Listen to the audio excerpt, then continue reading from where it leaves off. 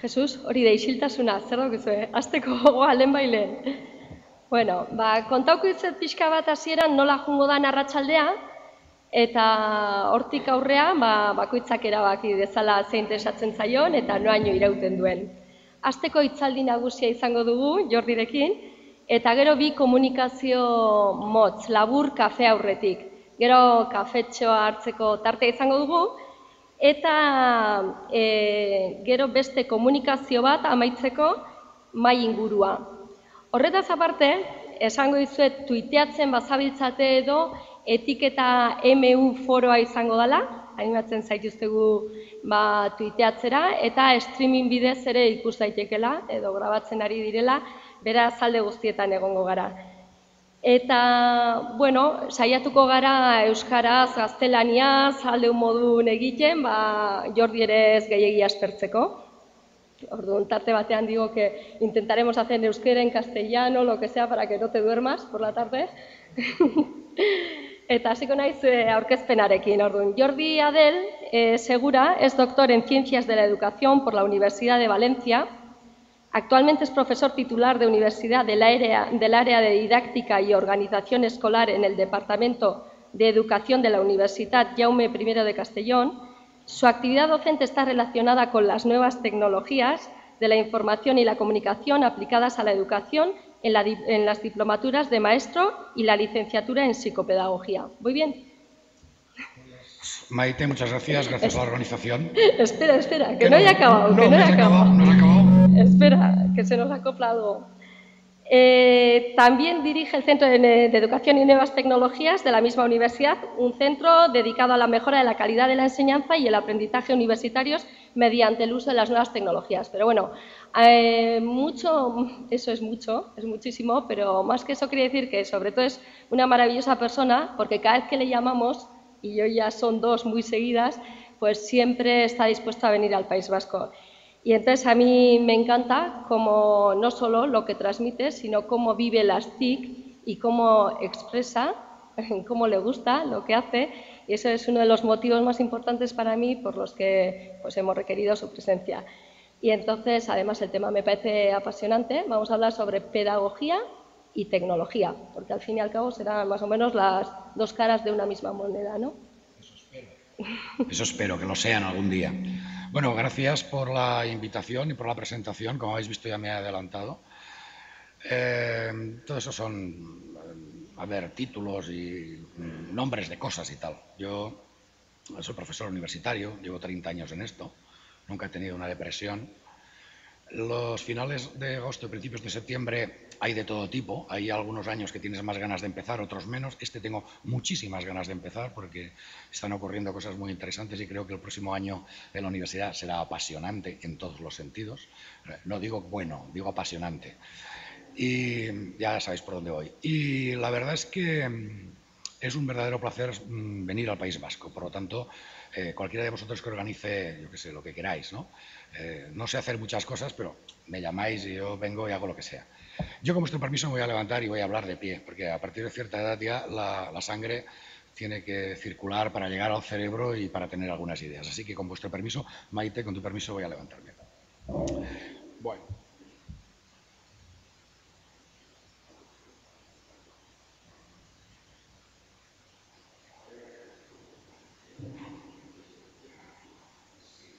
¿Funcionará? No, sí, ya, perfecto.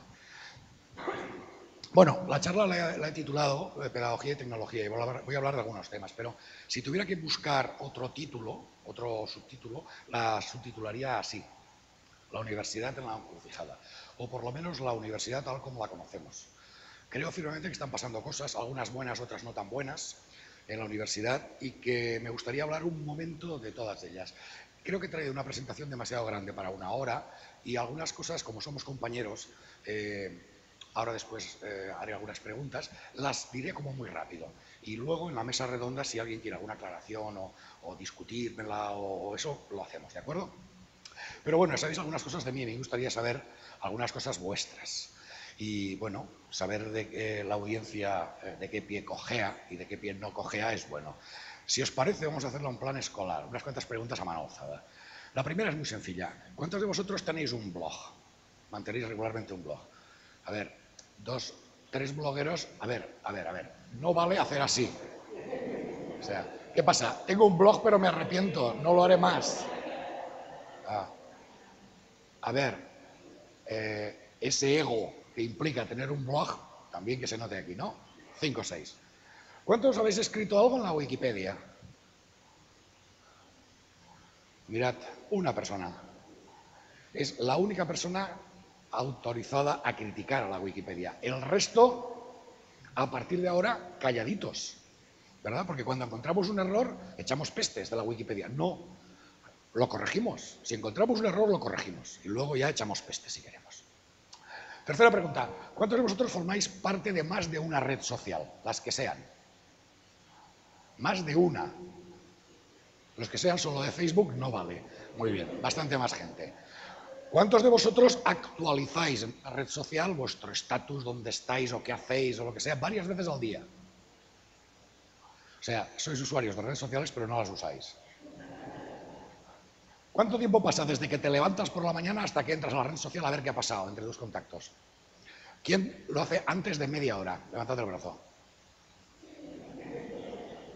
Muy bien, 2 personas. Maite también. Iñaki Arenaza no está por aquí, ¿verdad? Es que Iñaki es buen amigo fuera de la encuesta esta. ¿Cuántos tenéis un móvil de estos inteligentes o caros y recibís actualizaciones en el móvil? Es decir, estáis conectados a internet. Levantad el brazo. Muy bien. Abajo.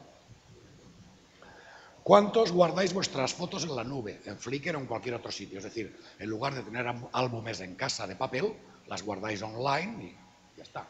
¿Una persona solo? Bueno, va, más. Vale, de acuerdo. Ahora vienen las difíciles. ¿Cuántos tenéis un gravatar? ¿Cuántos no sabéis ni lo que es un gravatar? Bueno, es muy sencillo. Un gravatar es... ¿Habéis visto que en los blogs, cuando alguien hace un comentario, aparece su foto, pequeñita a veces? Eso es un gravatar.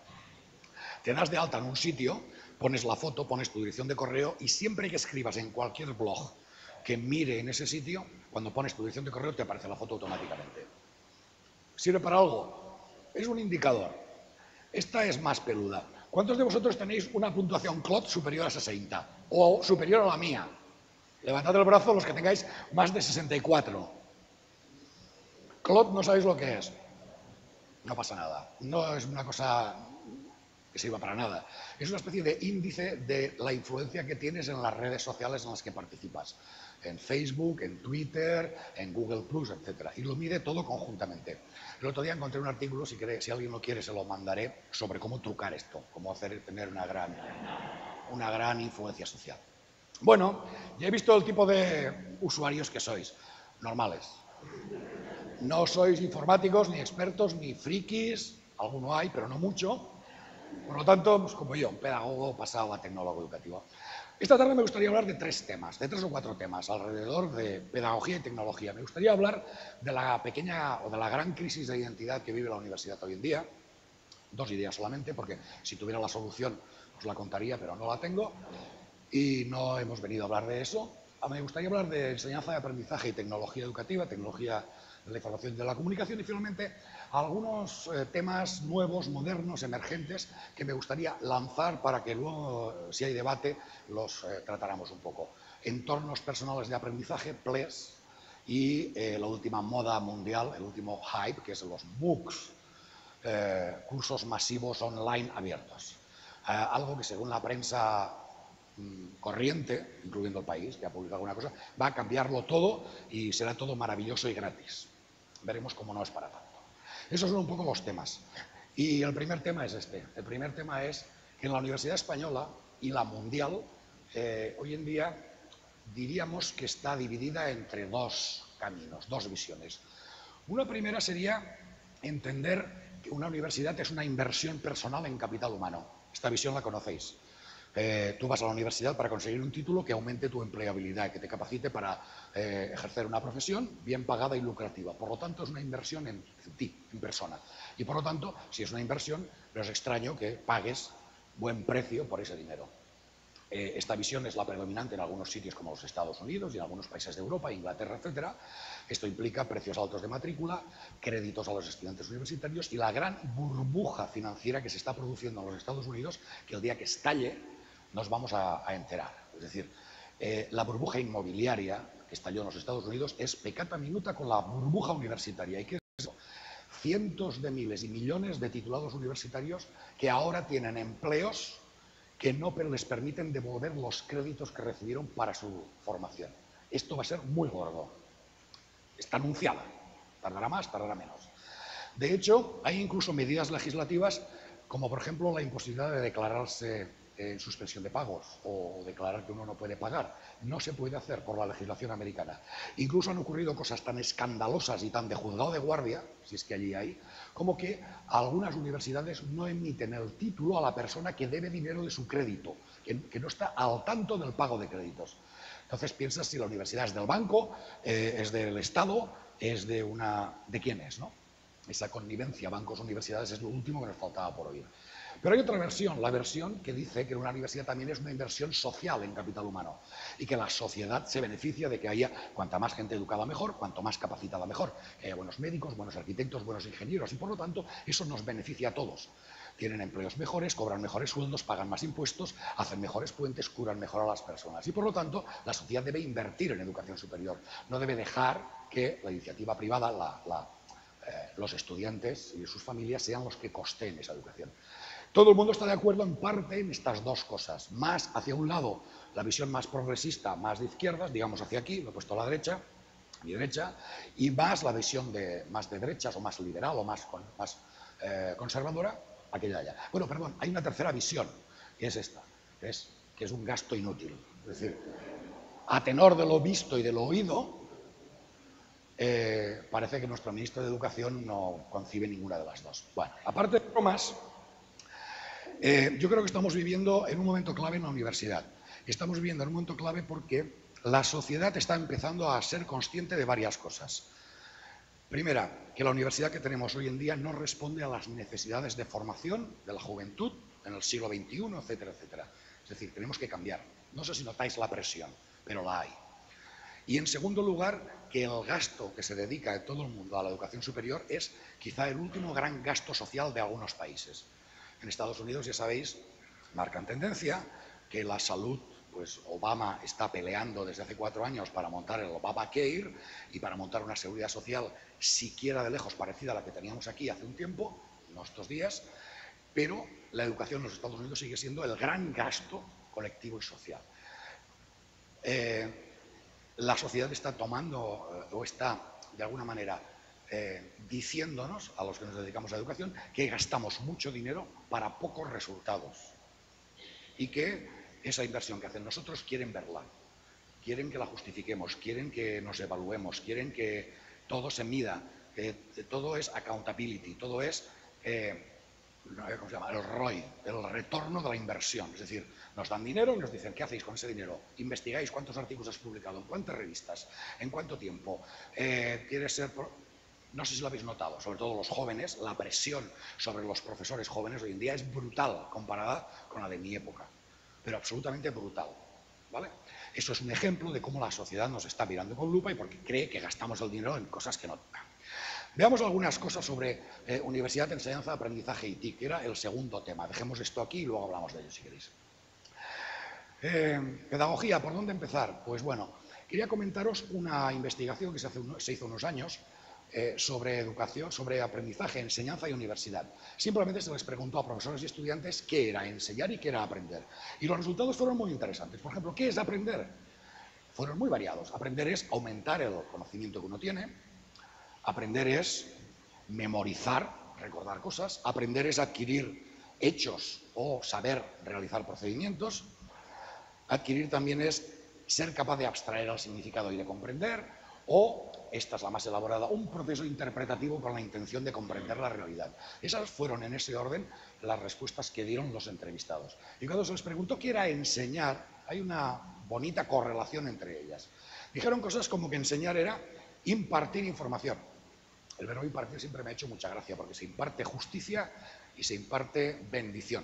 Es decir, el Papa imparte benedicciones urbi et orbe, que quiere decir a toda Roma, no a todo el mundo, y se imparte justicia, que básicamente es un juez que dicta sentencias. Pero también se imparte conocimiento, de la misma manera que se imparte justicia. Es un verbo muy curioso. Transmitir conocimiento estructurado. Interactuar, comunicarse entre profesores y estudiantes. Facilitar la comprensión por parte del estudiante. Finalmente y última, conseguir, esta es la más elaborada, conseguir el cambio conceptual y el desarrollo intelectual del estudiante. En el fondo, todas nuestras ideas sobre qué es enseñanza, qué es aprendizaje y qué es el conocimiento, estos tres ítems, van a marcar cómo vamos a interpretar, a comprender y a utilizar las nuevas tecnologías. Y ese es el secreto que venía a contaros hoy. De alguna manera, en educación, en todos los niveles educativos, bebemos de tres metáforas básicas. La primera, lo de las metáforas es como el agua para los peces. No sé si fue Mark Twain quien dijo que no sabía quién había inventado el agua, pero no había sido un pez. Los peces no ven el agua, igual que nosotros no vemos el aire, lo vemos cuando se ensucia. Estas metáforas no las vemos hasta que somos conscientes de que hay otras. Primera metáfora, esta es la dominante en la educación actual, en todos los niveles. La primera sería la metáfora de la adquisición o conducto-sustancia. El conocimiento se asimila a una sustancia que tiene propiedades físicas. Así, por ejemplo, somos capaces de hacer cosas como impartir asignaturas, dar la materia. El lenguaje cotidiano está trufado de expresiones donde el conocimiento se asume que es una cosa que se puede medir. Hablamos de nivel educativo, que es un líquido. La educación es un líquido. Sube el nivel, baja el nivel. Hablamos de asignaturas entendidas como materias. Hablamos de transmitir información. Y el problema de la educación es encontrar los conductos, las tuberías necesarias para que el conocimiento que está dentro de la cabeza del profesor o en el libro de texto pase a la cabeza del alumno. El criterio es cantidad y fidelidad. Cuanto más sepa el alumno, mejor nota le daremos. Cuanto más fiel sea lo que sepa el alumno a lo que dice el libro, a lo que dice el profesor, mejor nota le pondremos. ¿De acuerdo? Bien, es una manera de verlo. Es clásica y es la que todo el mundo tiene cuando sale del sistema educativo y la que pasa desapercibida. ¿No tenéis calor?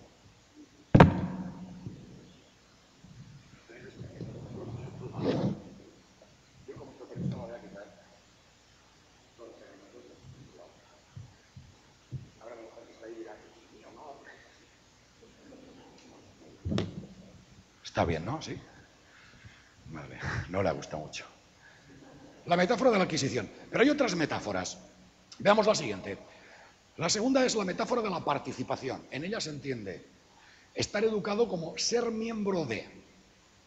Pensad en una tribu, y en la frase esa famosa que Marina, el filósofo, repite tanto, que para educar a un niño hace falta toda una tribu. Bien, diréis, ¿esto qué tiene que ver con la universidad? Bien, la mayor parte de vosotros habéis pasado un proceso de educación en la tribu. Dejad que cambie la foto de la diapositiva, a ver si os suena. ¿Os suena esto? Equipo de investigación, investigador principal, profesores titulares, becarias. Eso es un proceso educativo no formal de pertenencia a. Cuando gana alguien una beca, ¿qué hace? Los primeros días haces cafés y fotocopias y te callas. Y poco a poco vas entrando a hablar el lenguaje que habla la tribu. Y vas empapándote. Empiezas a conocer filias y fobias. Empiezas a conocer fuentes de información, temas, gente que merece ser escuchada y gente a la que colectivamente se la odia, se es enemigo teórico. Poco a poco, un día, un profesor titular te dice, mira, hay un congreso, o un ayudante, depende del nivel que tú tengas, te dice, hay un congreso y podríamos presentar una cosa juntos, léete esto y hazme un resumen, hazme unas fichas, y poco a poco, a base de participar en la vida social de la tribu, vas adquiriendo los conocimientos, las habilidades, las destrezas, las conductas, el lenguaje, los hábitos, los malos hábitos de esa tribu. Sin darte cuenta, empiezas a presentar a congresos, no sé si estoy describiendo la vida de los últimos años de alguien, creo que sí.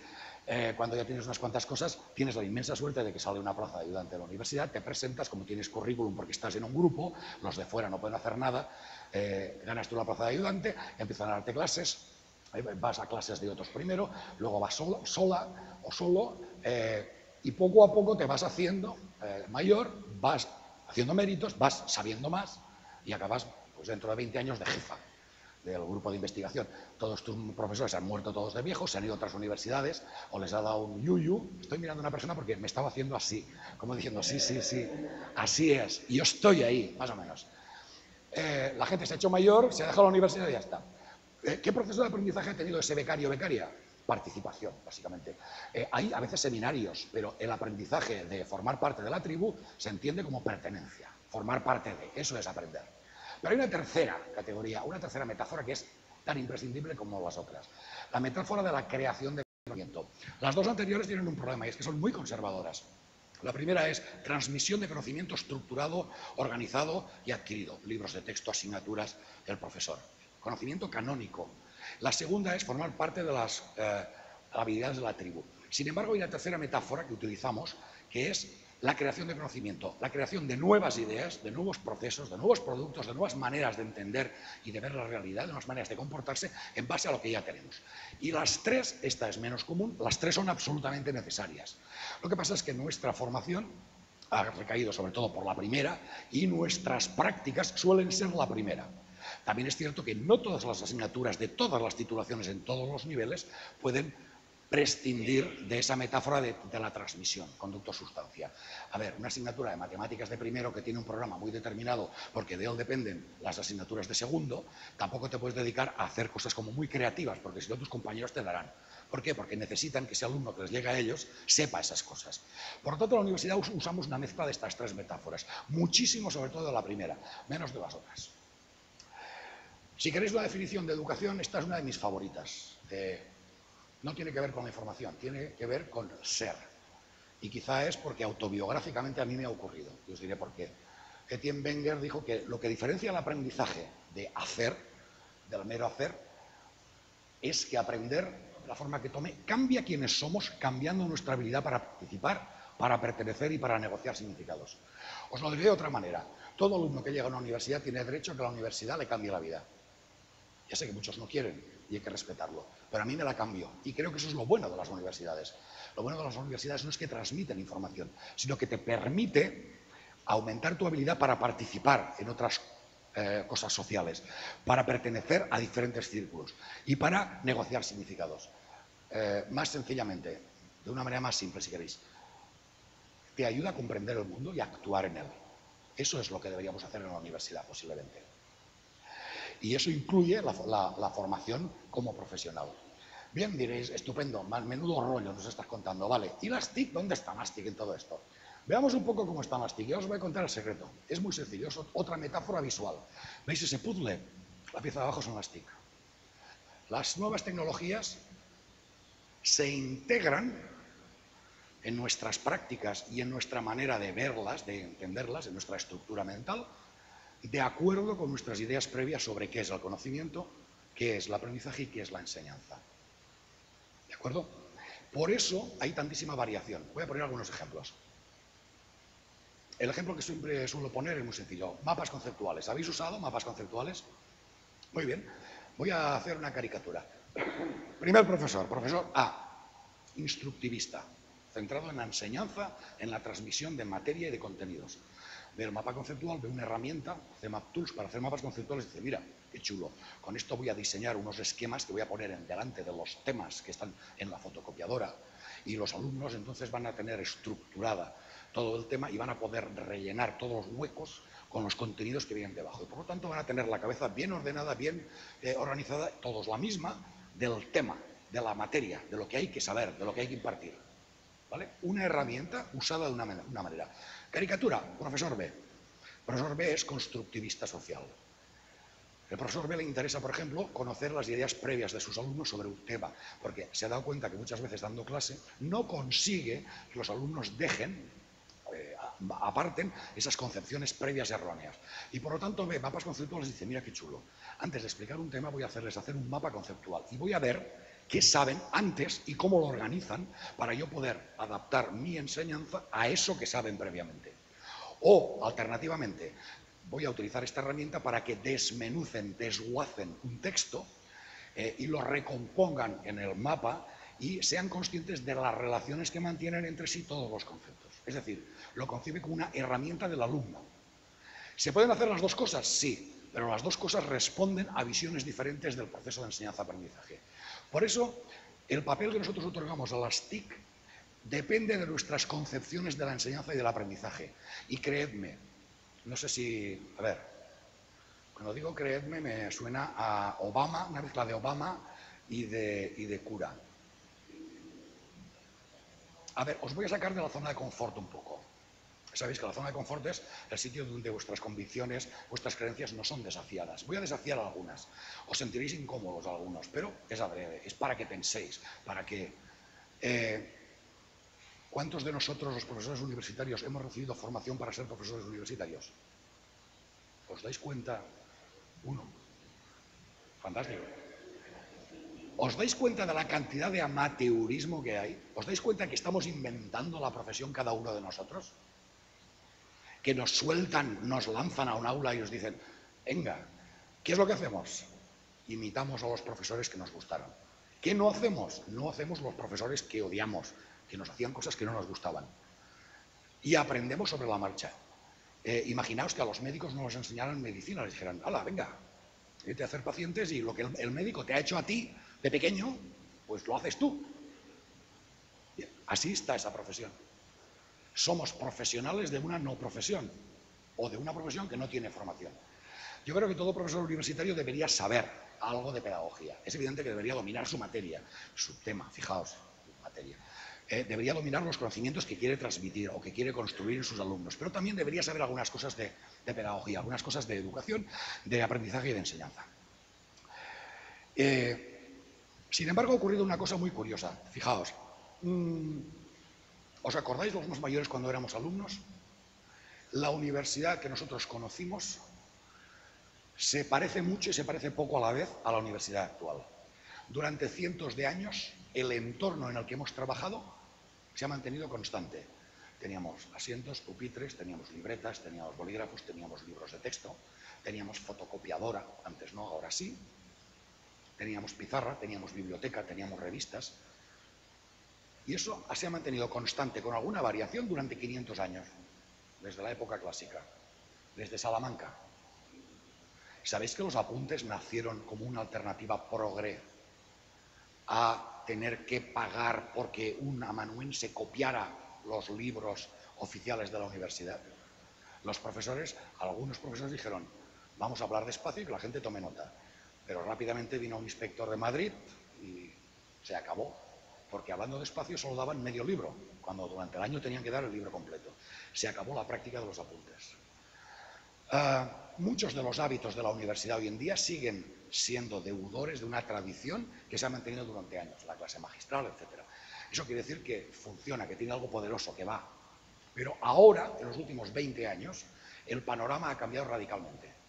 Veo gente que tiene ordenadores personales, móviles de este estilo tenéis todos. Vuestros alumnos tienen todos, absolutamente. Esto te permite acceder a fuentes de información impensables hace 20 años. Esto cambia, toda esta tecnología, cambia el escenario en el que trabajamos. Yo creo que lo cambia radicalmente o que lo debería cambiar radicalmente. Y por lo tanto, creo que estamos en un momento estupendo para repensarnos y para saber qué mantenemos de lo que hacíamos hasta ahora y qué cosas podemos mejorar utilizando la tecnología. Lo que sí que está claro es que no deberíamos dar pasos atrás empeorando con tecnología lo que antes hacíamos bien. Veamos algunas ideas. ¿Qué podíamos orquestar con estudiantes, herramientas y recursos? Si yo tuviera que daros así como 7 u 8 ideas clave de pedagogía, y ya pasamos a otros temas, quizás serían las siguientes. La primera de ellas es que educación es más que saber hechos o conceptos. Deberíamos ir un poco más allá. Educación ahora es competencias. No voy a hablar de Bolonia, menos en una época de crisis, ni cómo se ha hecho, pero si de Bolonia yo tuviera que salvar una idea, es que nos han hecho pensar en que nuestros alumnos tienen que hacer algo más, saber hacer algo más que repetir contenidos, repetir lo que dice el libro de texto. Y nos obligan de alguna manera a pensar en qué demonios es eso, una competencia. Un conjunto muy complejo de cosas. Cuando echamos mano de pedagogía, cuando echamos mano de educación, las TIC no la reinventan, sino que echamos mano de clásicos y de modernos. La obra de Piaget o de Vygotsky o de Papert o de Freinet en el caso de la escuela está tan vigente ahora como la obra de Corbière y el aprendizaje emergente, que es ese chico joven que hay ahí que ha escrito cosas súper interesantes. La pedagogía que se está intentando construir ahora, la pedagogía emergente, es una mezcla de clásicos y de viejos. Es una mezcla de grandes pedagogos del siglo XX y de pedagogos del siglo XXI, como los que tenéis a la derecha. Siemens, Knoll, Downes, por citar a unos cuantos. Otra idea emergente, otra idea potente es que el aprendizaje no se termina con la pared del aula, sales y ya está. Eso es lo que hacen nuestros alumnos, pero nosotros no lo hacemos y no queremos que lo hagan. Hoy en día podemos combinar, gracias a las tecnologías, aprendizaje formal y aprendizaje informal. Aprendizaje dentro del aula y fuera del aula. Aprendizaje en situaciones diseñadas por nosotros y en situaciones de la vida cotidiana. ¿De acuerdo? Y las nuevas tecnologías nos van a permitir unir estas cosas, cimentarlas, de alguna manera comunicarlas. Otra idea, cada vez se trabaja más, o se quiere trabajar más con proyectos no cerrados, con actividades didácticas que permitan trabajar en equipo construyendo cosas que sean soluciones nuevas a problemas y no una solución repetida una y otra vez. En proyectos cuyo final no esté predefinido por nosotros. La tecnología nos permite eso con mucha facilidad. Y eso es posible gracias a una pedagogía basada en preguntas. Eso que veis es una plaza de la Universidad de Polk. Me encantó. Fui al interrogante. Yo creo que nuestras universidades, creo que nosotros mismos estamos demasiado convencidos de que tenemos que dar respuestas, cuando nosotros lo que tenemos es que ayudar a formular buenas preguntas. Siempre intentamos dar respuestas, cuando lo que deberíamos es ayudar a formular esas preguntas. Otra idea clave, aprender debería ser tan emocionante como jugar. Papert le llamaba a aprender hard fun, es decir, diversión dura. Tengo un amigo, Antonio Bartolomé, que dice: aprender debería ser divertido, pero ¿divertido como qué? ¿Divertido como hacer pompas de jabón, que en 3 minutos ya te has aburrido y ya está? ¿O divertido como escalar una montaña? Divertido es lo contrario de aburrido, no lo sinónimo de fácil. Las cosas fáciles a veces son divertidas, pero muchas veces no lo son. Divertido quiere decir apasionante, comprometido 100% con las personas. Yo creo que asumimos una ideología que no sé de dónde demonios viene, pero que, lo siento mucho, el PP de este país la ha adoptado como filosofía, que es la pedagogía del esfuerzo. La pedagogía del esfuerzo tiene un trasfondo, no digo toda, es decir, defender que hay que esforzarse me parece perfecto, pero defender la idea de que aunque algo no te guste, te aguantas, te lo tragas y te lo aprendes, es odioso. Reforzar la autoridad del profesor para que la gente se trague aquello que no se puede tragar es odioso. Hacer reválidas al final de la primaria, por ejemplo, para echar fuera a todos aquellos que no se han tragado lo que el sistema quiere que tragues, es dividir y discriminar a la gente muy joven. ¿De acuerdo? Entonces, hay toda una pedagogía de derechas que rechazaría la idea de que nosotros los profesores tenemos que diseñar actividades que enganchen a los alumnos. Si no se enganchan, que se aguanten. Pedagogía del esfuerzo. ¿Entendéis la idea? Creo que sí, no voy a invertir más en ella. Asumamos riesgos. No solemos hacerlo. Solemos ir a lo fácil o a lo trillado, a repetir, a probar cosas. ¿Cuántos profesores o qué pocos profesores se lanzan a hacer algo de lo cual no conocen el final? Lo diré de otra manera. Visto desde el punto de vista del alumno, lo que hacen en clase es un jueguecito, que es adivina qué piensa el profe. Tú mandas un problema abierto, mandas un proyecto donde hay varias soluciones posibles y a los 3 días o a los 4 días empieza a venirte gente diciendo está bien, está bien, está bien. Tú dices, no, o sea, sí, está bien, es tu solución, justifícala. Pero no hay una única solución. Llevamos tanto tiempo jugando a problemas de los cuales ya sabemos la respuesta que los alumnos asumen que todo lo que les podemos mandar ya sabemos la respuesta. Cuando les mandemos un problema real, reorganizar el tráfico del núcleo urbano de este pueblo, eso no tiene una única solución, tiene varias, y varias que son mejores y peores de ciertas maneras. Son problemas abiertos. Eso es pedagogía de la pregunta. Sin embargo, en nuestro trabajo cotidiano, normalmente, el alumno lo que intenta es averiguar en qué libro está la respuesta a la pregunta que le proponemos. Porque eso tiene que estar en algún libro. Y si no está en ningún libro, está en tu cabeza. ¿Y qué dijo el profe el jueves? A ver, y por lo tanto, tiene que ir por aquí. Porque dijo esto, que quiere decir lo otro. Es decir, están jugando a adivinar qué es lo que tú piensas. Asumamos riesgo. Y hagamos una evaluación que no contradiga todo lo anterior. La evaluación es un momento clave en pedagogía. ¿Por qué es un momento clave? Muy sencillo. Dime, ¿cómo evalúas y te diré qué hacen tus alumnos en casa? En clase ya sé lo que hacen. Se sientan y lo que tú les mandas. O se reúnen en grupo, o escuchan, o hacen lo que sea. Pero en su casa, ¿qué hacen? Si tu evaluación, después de muchos proyectos y muchas historias, es una prueba objetiva de 4 alternativas, tus alumnos en casa están preparándose para ese tipo de pruebas. Es decir, dividir todo el conocimiento, toda la materia, en unidades preguntables, cortas y discretas, y averiguar cuáles son las respuestas. Ver si has puesto exámenes de ese estilo otros años y conseguirlos. Y hacerse resúmenes del empollón de la clase. A ver qué demonios ha tomado notas ese durante los apuntes, durante su toma de apuntes. Evaluar debería ser un proceso continuo que va junto con la propia actividad. Debería ser una evaluación auténtica. Debería ser una evaluación centrada en la actividad del estudiante, en el producto que hace, en lo que hace. Y ese producto que fuera intrínsecamente valioso. Y además debería ser lo suficientemente vaga como para que pudiéramos reconocer, suficientemente no demasiado definida, para que pudiéramos reconocer y valorar aprendizajes no prescritos. Es decir, imaginaos esta situación. Y yo digo que los alumnos hagan A. Y un alumno hace A, no muy bien, pero también hace B. El trato es que B no vale, porque yo no he mandado B. Sin embargo, puede que B sea tan valioso o más que A.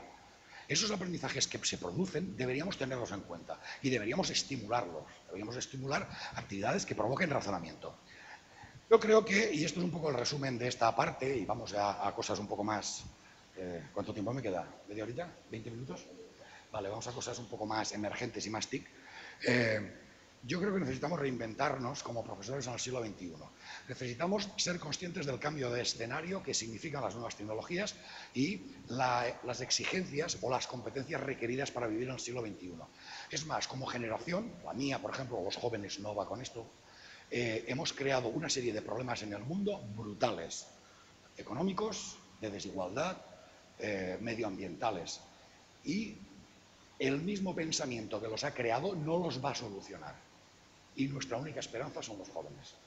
La única manera que tenemos de solucionar los problemas es creatividad, es innovación y son valores. Repitiendo y haciendo alumnos miniaturas nuestras no lo vamos a conseguir.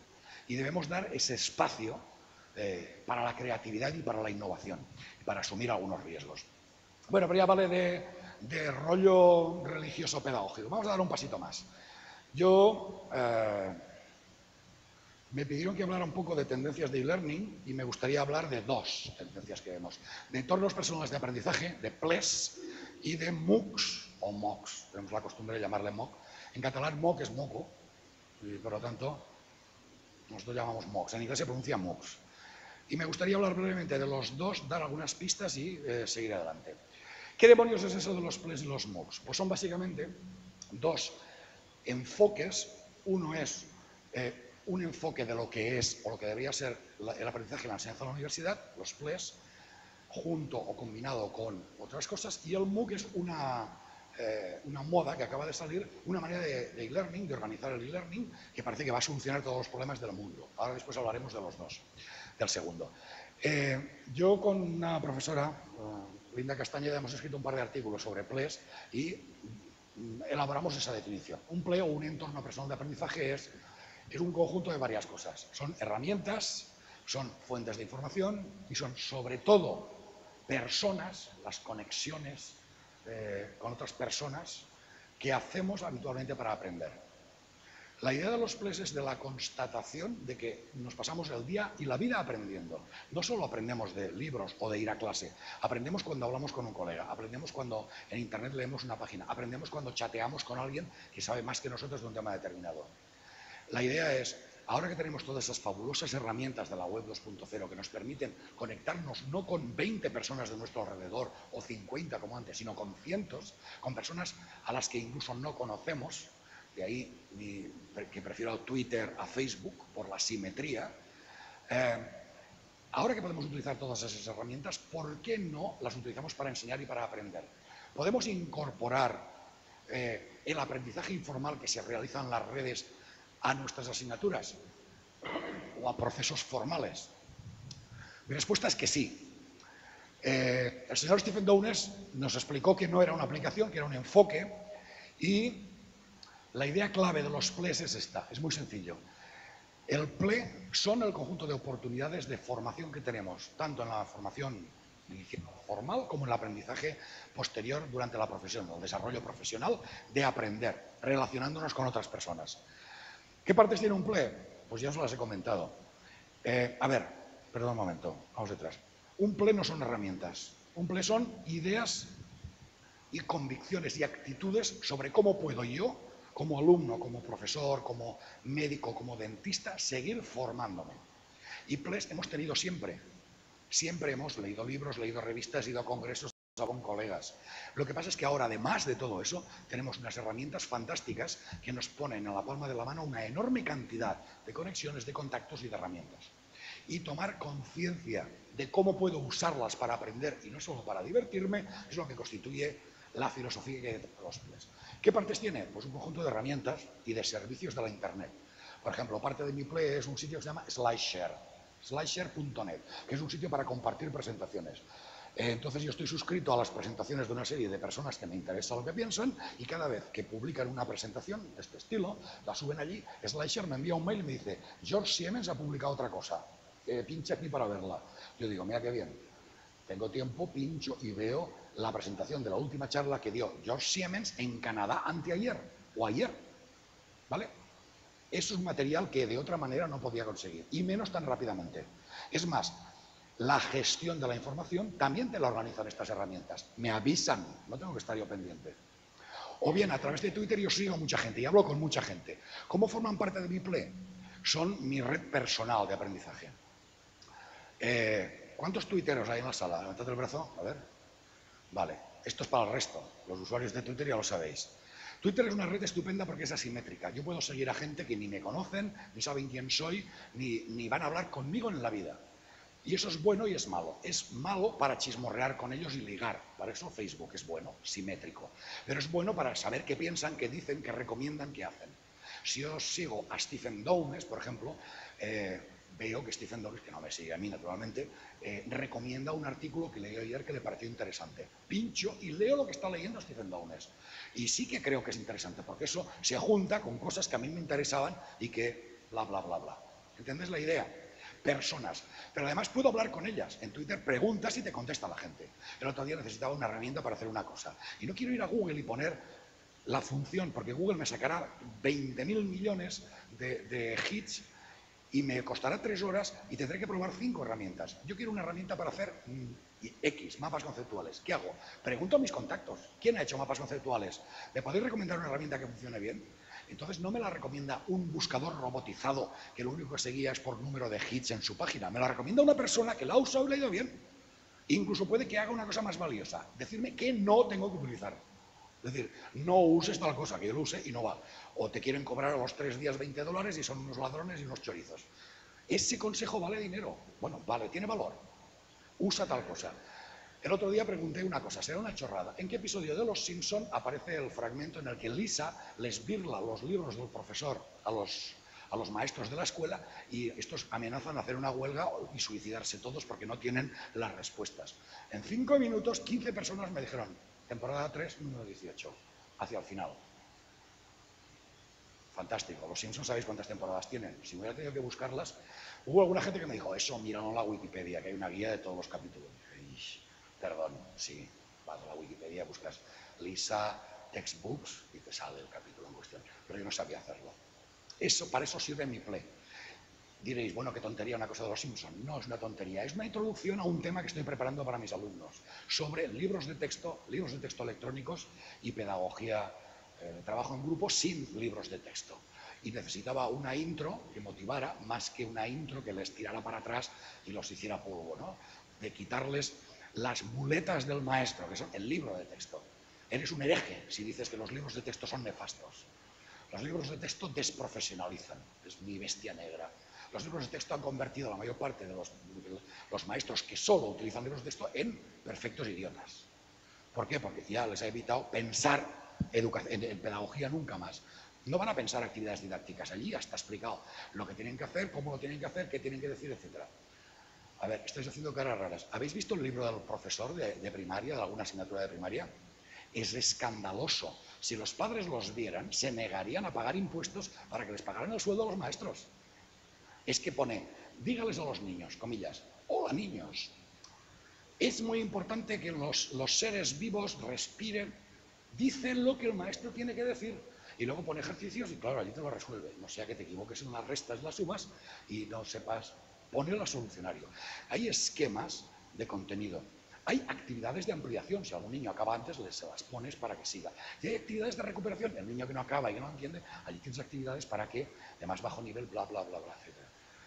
Dadle un vistazo al ecosistema de los libros de texto en la escuela y os daréis cuenta cómo durante muchísimos años ser maestro pues vas a tener un poco de mala leche y buena voz, no hace falta más, no hace falta pasarse 3 años o 4 en la facultad. Bien, los odio, por eso necesitaba un episodio de los Simpson como introducción para hacer reír y hacer pensar, ¿no? La reacción de los maestros, etc. Para eso sirve el PLE. Son herramientas para hacer muchas cosas, para buscar información, para crear nueva información, para interactuar con otras personas de 1000 maneras, para hablar con ellos, para acceder a lo que ellos comparten, etc. Antes hablábamos de blogs. Hay muchos docentes, muchos académicos universitarios que mantienen un blog y los hay muy interesantes. Por ejemplo, hay gente que cuando escriben un paper nuevo o un artículo, a poco que puedan, te ponen el preprint antes de que se edite. Cuando ya lo ha aceptado la editorial, te lo ponen. ¿Por qué? Porque luego lo van a publicar en una revista que vale $500 la suscripción. ¿Y qué hacen? Como a ellos les patea, y lo hacen porque no hay más remedio, antes ya filtran el preprint, que es suyo, no es de la editorial, y si quieres te lo lees sin necesidad de suscribirte a la revista. O estás al loro de actas de congresos, de reuniones, de jornadas, etc. Es decir, la comunicación académica también se realiza. Si he dicho que hay que reinventarse como docente, también hay que reinventarse como escolar o como académico. Hay que reinventarse como investigador. Hay gente apasionante. Por ejemplo, yo he seguido tesis doctorales. Gente sobre temas que me han interesado. Gente joven que estaba haciendo la tesis. Lo primero que hizo fue crear un blog. ¿Y qué publica? Reflexiones sobre qué estaba haciendo. Resultados de los experimentos que hacía. La bibliografía de temas ya curada perfectamente, ya organizada y tal. Capítulos enteros de la tesis como previo, como draft, antes de entregárselo a su director. Todo eso a una sensibilidad analógica de un mundo de escasez y de carencias nos parece una locura. Y si me lo plagian, por Dios, si te lo plagian, está publicado allí. Todo el mundo se da cuenta que te lo han plagiado. Sin embargo, esa gente se beneficia de comentarios, de feedback, de encontrar gente, ya nos llaman like minded, es decir, gente que piensa como ellos, y de compartir cosas con ellos y de comunicarse. Eso forma parte de tu play. Recursos y fuentes de información y sobre todo esto, sobre todo personas, gente que trabaja en temas parecidos a los tuyos. Con un play podemos ir realmente muy lejos, podemos acceder a cantidad de información interesante y actualizada. Podemos recibir y dar apoyo a otras personas, compartir experiencias y emociones. Podemos incluso crear cosas y proyectos juntos. No sería raro que si publicas las cosas que haces en Internet, te escriba alguien diciendo, oye, me interesaría mucho hablar contigo porque hemos pensado tal cosa, y de ahí surjan colaboraciones que luego acaban en proyectos de I+D que acaban al ministerio a lo mejor concedidos. No es la primera vez que las cosas empiezan en Internet. Pero de lo importante de los plays no son las herramientas ni las habilidades prácticas, lo importante de los plays son las actitudes. Venimos de un mundo de escasez, de creer que cuando damos algo nos quedamos sin ello, y hemos pasado a un mundo digital donde dar no es quedarte sin, es compartirlo. Si esta presentación que yo tengo aquí la pongo en SlideShare y os la bajáis todos, yo no me quedo sin presentación. Con un poco de suerte, alguno me escribirá y me dirá, oye, que en la diapositiva 14 tiene una falta de ortografía garrafal, arréglala. O alguien que me pueda decir, la presentación me ha gustado mucho, pero tal como has argumentado tal cosa, yo lo diría de otra manera, es decir, feedback. O alguien que diga, mira, yo también traté este tema o algo parecido, mira lo que he hecho. Y envía la suya para compartir ideas. Por lo tanto, actitud. Bien. MOOCs. ¿Voy muy acelerado? Sí, ¿verdad? Es que tengo 5 minutos para los MOOCs. Tenía una peliculita, pero no sé si os la voy a pasar. ¿Sabéis lo que es un MOOC o un MOOC? No. ¿Os explico? MOOC son las siglas de esto. Mira. Vamos a ir hacia atrás. Massive Online, Open Online Course. Curso masivo, online y abierto. La idea de los MOOCs surge hace mucho tiempo. De hecho, son una evolución de otro tipo de actividades que se realizaban en la web. Pero hace aproximadamente 4 años, en el 2007-2008, unos autores hacen una cosa y le ponen este nombre. Y hace 2 años o hace 1 año, la cosa cae en manos de la Universidad de Stanford y explota, estalla. Os cuento la historia. Stephen Downes y George Siemens montan un curso abierto en la Internet, que consiste en una wiki donde ellos cuelgan materiales. Cuelgan un programa, cada semana un tema. Y de cada tema cuelgan un par de materiales, un vídeo y un par de artículos, y que cualquier persona que quiera se puede apuntar a través de un Moodle al curso. Se matriculan 2.000 personas. ¿Mandan deberes? No. ¿Te mandan algo? No. Si tú quieres, montas un blog tuyo y escribes del tema. O, utilizando la lista de correo, buscas a otra gente y trabajas con ellos. O trabajas como te dé la real gana esa semana ese tema. La única precaución que tienen es que, utilizando etiquetas tags convenidas, sea fácil encontrar lo que hacen los demás. Y provocan algunos debates o diálogos en algunos sitios, como por ejemplo en ciertos foros de Moodle. Bien, eso tiene un éxito normal y corriente, se apuntan los de la guerra, los de la misma cuerda, naturalmente, pero empieza a correr la voz. Alec Couros monta algo similar en la Universidad de Regina, en Canadá, y otros teóricos de estas cosas, otros investigadores de tecnología educativa empiezan a hacer cosas. Y el año 2010, creo, una agente de Stanford de inteligencia artificial decide hacer algo parecido. Pero claro, es Stanford. Y como es Stanford, lo que hacen es montar un curso de inteligencia artificial en base al índice de un libro, de uno de ellos, que hay que comprarse para hacer el curso, y lo lanzan a los 4 vientos. Se les matriculan 20.000, 30.000, no sé, un mogollón de personas de todo el mundo. Y como aquello no se puede gestionar, y su estilo es bastante diferente, sus presupuestos son diferentes, hacen ejercicios que se autocorrigen y estimulan un sistema de karma o de prestigio en el que la gente, digamos que puntúa o valora a otra gente. Eso tiene un éxito brutal y ahora ya han nacido 2 o 3 empresas, Udacity, Coursera, etcétera, que se dedican a ofrecer a las universidades apoyo y cursos de este estilo, cursos abiertos, cursos masivos. En los primeros cursos, lo normal era que era un curso universitario que había 15 o 20 alumnos, típico americano-canadiense, que tienen un curso y un presupuesto hasta allá y 20 alumnos, igual que aquí en España, como podéis ver, y esos alumnos sí que hacían el curso por la asignatura, por los créditos, y a esos los examinaban. Pero el resto de los miles o de los cientos de matriculados ni les daban certificado, ni les daban nada absolutamente. Es decir, hacían el curso porque les gustaba el tema, por el gusto de juntarse unos con otros, de conocer gente que le interesa el tema, de leer lo que otros hacían y de aprender. Esos son los CMOOCs, los MOOCs conectivistas. Los de Harvard, en este caso Stanford, y el MIT son los X o X MOOCs. X como TEDx, como independiente, ¿de acuerdo?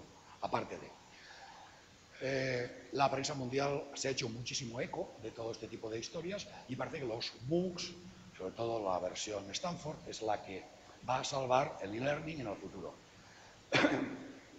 Empiezan a aparecer ya artículos escritos por gente que ha hecho esos cursos contando la experiencia y hay cosas buenas y cosas malas. Por ejemplo, la tasa de abandono es brutal, pero la tasa de abandono es brutal por motivos muy diversos.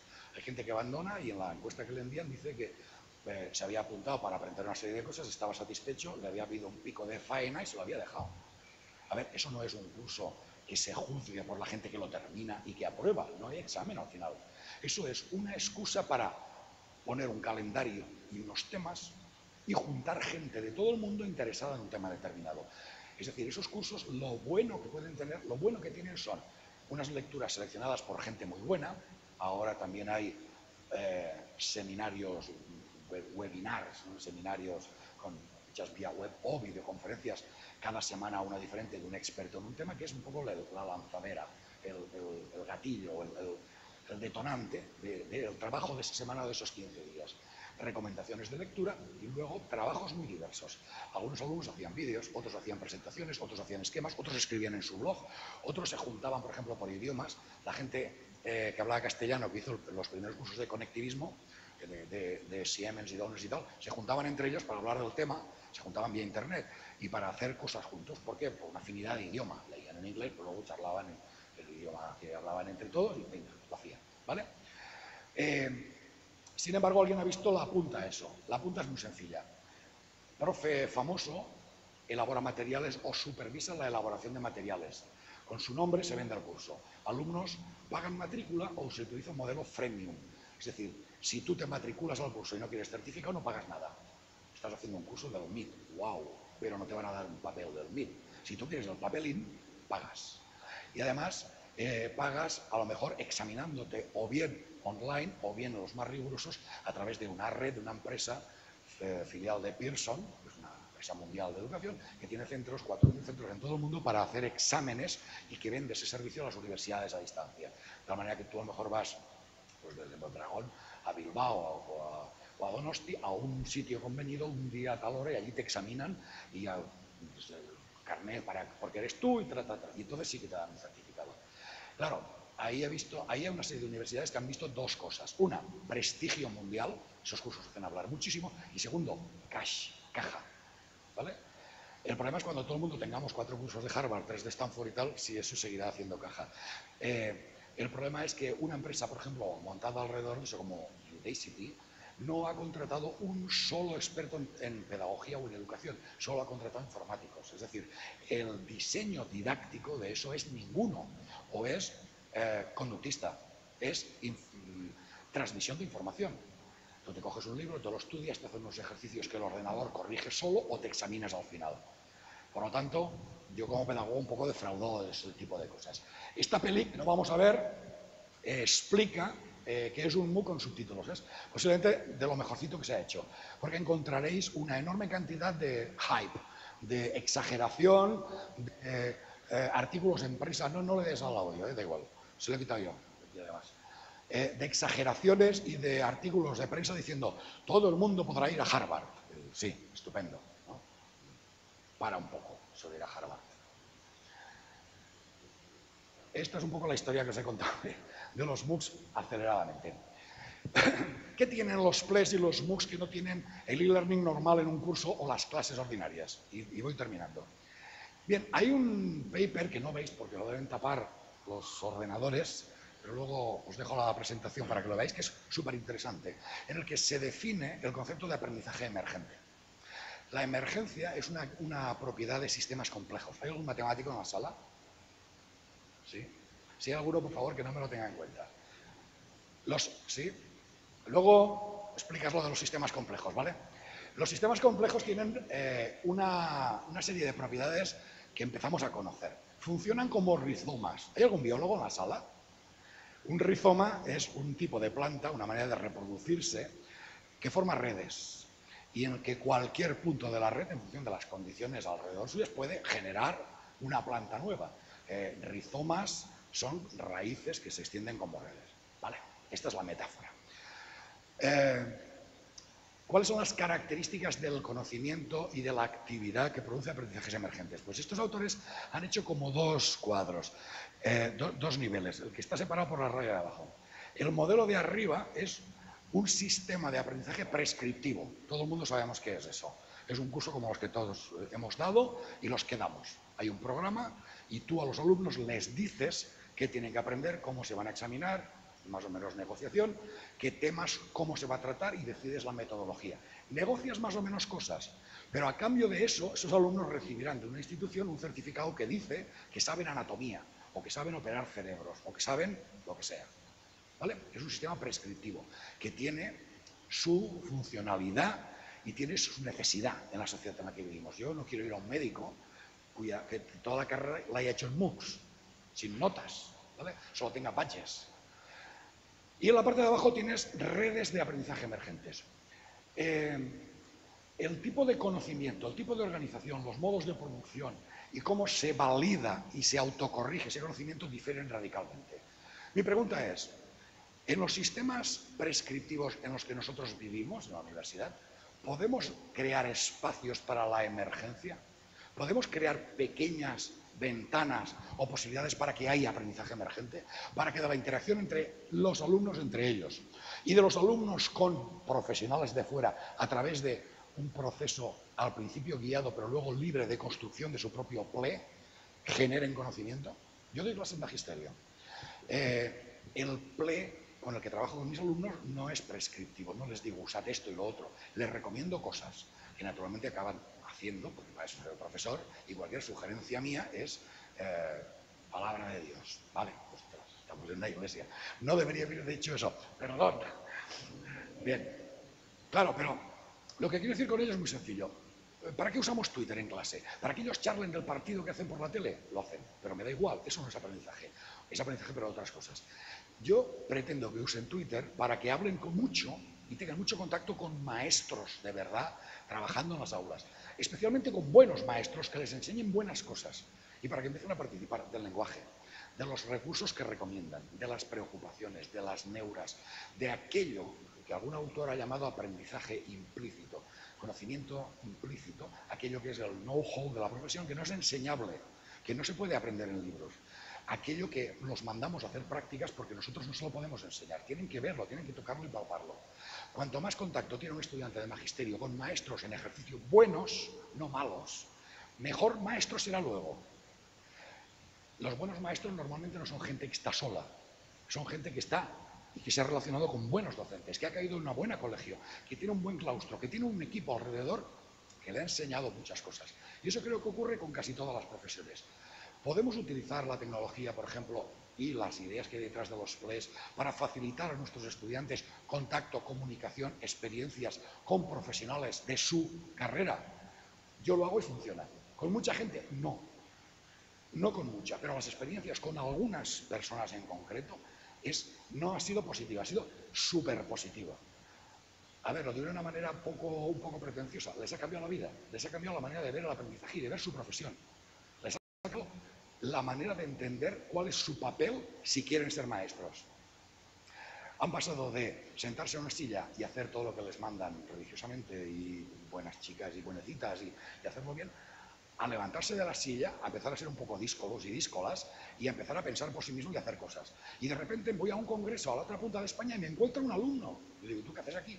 Dice, no, es que por Twitter estaban no sé qué, no sé cuántos y resulta que era amigo de no sé qué, me dijo, vente y estoy en casa de no sé quién. Y digo, si lo hubiera mandado no hubieran venido, se hubieran rebotado, hubieran ido al decano directamente a decir, tío, este quiere que vayamos allá y que nos lo paguemos nosotros. Pero como se lo ha sugerido alguien que tiene más credibilidad que yo, ya sabéis, los profesores universitarios no mandamos nada, ¿no?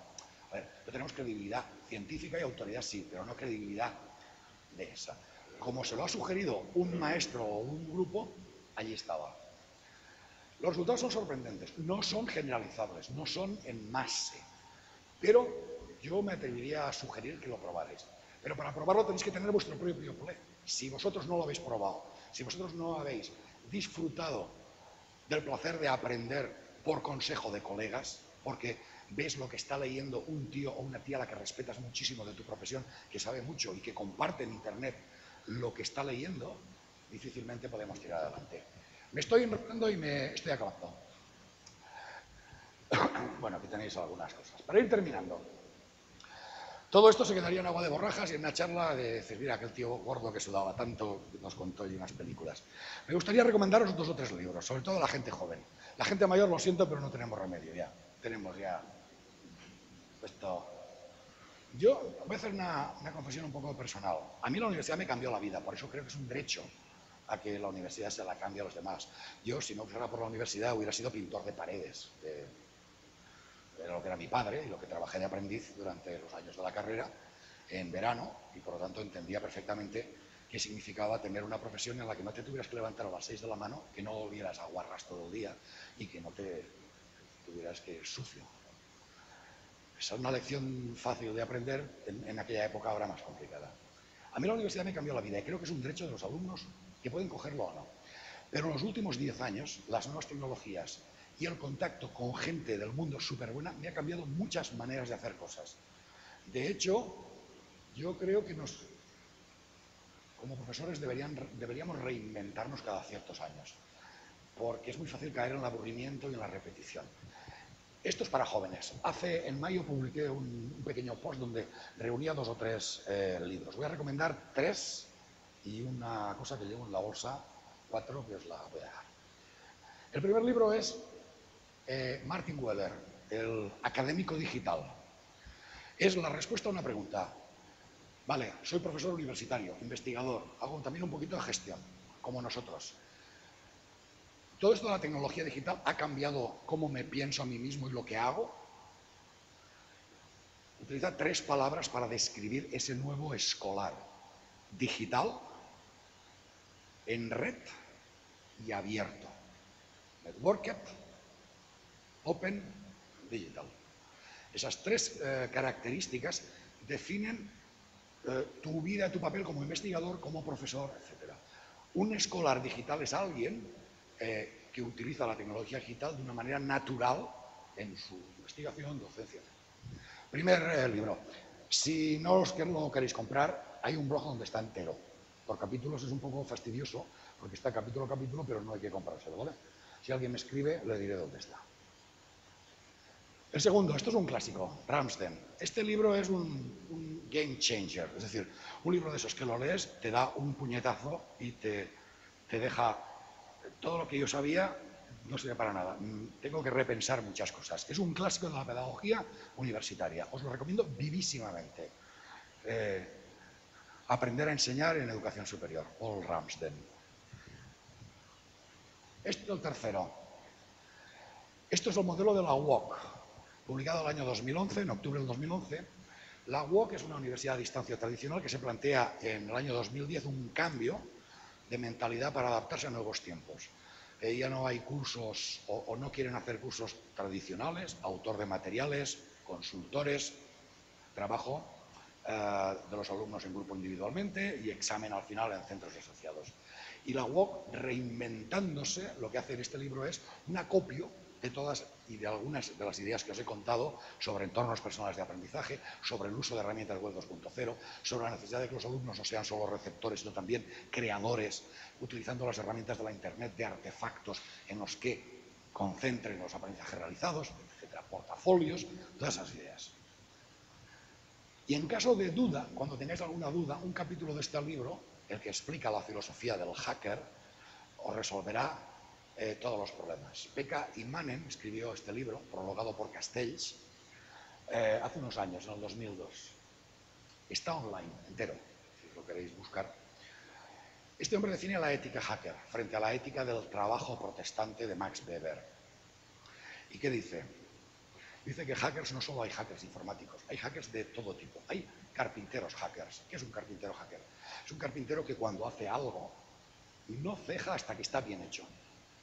Porque lo hace porque le gusta hacer las cosas bien hechas. Y porque la razón de hacer las cosas no es ganar más dinero. Para ganar más dinero las haría mal, las haría en serie, las haría rápidamente y las vendería. La mentalidad hacker es la mentalidad del que disfruta haciendo lo que hace. Por lo tanto, mi consejo es que seamos profesores hackers. Lo digo ahora en tiempos de crisis, cuando hay muchas ganas de tirar la toalla y decir, me maltratan, me dan más alumnos, me pagan menos, se vayan, ¿vale? A ver, no. Eso se lo tenemos que hacer a los que nos rebajan las cosas, no a los alumnos. A los alumnos tenemos que decirles bien claro quién es la culpa de que las cosas estén como estén. Pero ellos no nos han fastidiado, nos han fastidiado los políticos. Nos han fastidiado los banqueros, nos han fastidiado quien ha provocado la crisis, no los alumnos. Una mentalidad de profe hacker ayuda. Entonces, haces las cosas no para acabar antes, sino porque crees que así es como están bien hechas, aguantas a veces las tarascadas de los alumnos que no siempre van a colaborar con la innovación. David Conmier, el padre del aprendizaje informático, dice que todos los años tiene una revolución a principio de curso. Sus alumnos se niegan a entrar por ese camino. Quieren respuestas, libros, evaluaciones, las condiciones claras, cuánto vale si leo este libro. Y cambiar esa mentalidad es su batalla anual y la de más gente. Así que eso es lo que quería contaros. Muchas gracias a todos por vuestra atención y aquí están mis datos por si queréis. Si algún día pasáis por Castellón y queréis un plato de paella, veniros a casa y no hay ningún problema. Gracias a todos.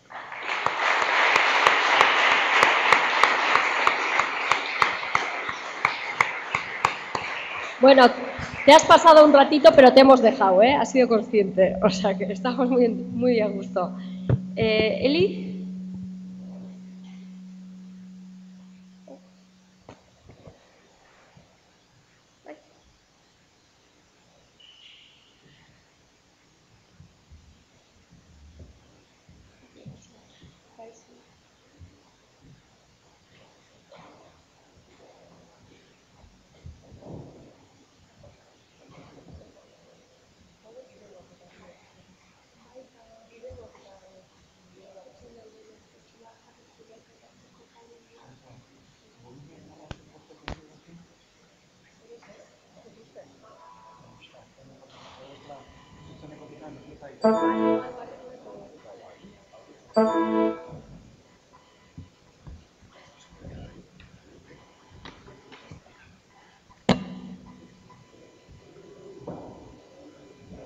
Bueno, pentsatzen dut, galdera, hurrengoa jartzen duen bitartean, galdera desente edo sortuko zitzaizkizuela, Jordi, ez dakit oso gertu daukete mikrofonoa, gehiagi entzuten da?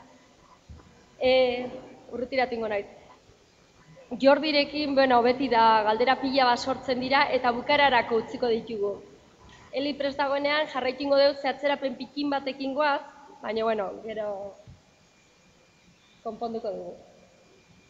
Bitartean, esango dizuet, Eli Juaristi matematikaetan lizentziatua da Euskal Herriko Unibertsitatean, urte desberdinetan zehar matematika eta estatistika, eta esaiozu gaizki esaten bali badet, arloko ikasgaiak eman dituzu enpresagintza fakultatean, eta UNED-eko tutore ere izandakoa da arlo ezberdinetan. Eta gaur justu hitzen behar digu horrelako zerbaiten inguruan, ez? Matematika eta teknologia bilduko ditu bere hitzaldian, euskaraz esango duzu, edo euskaraz hitz egingo duzu, eta da, bai, matematiketan bideoak ere erabil daitezke.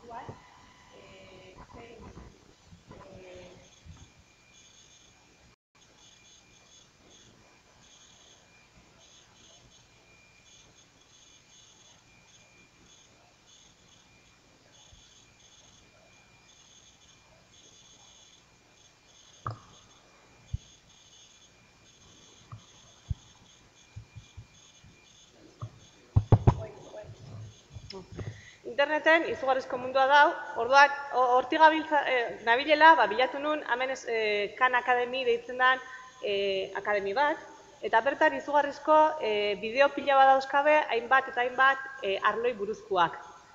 Hemen jarri dizuet, adibide bat, matematikai buruzkoa.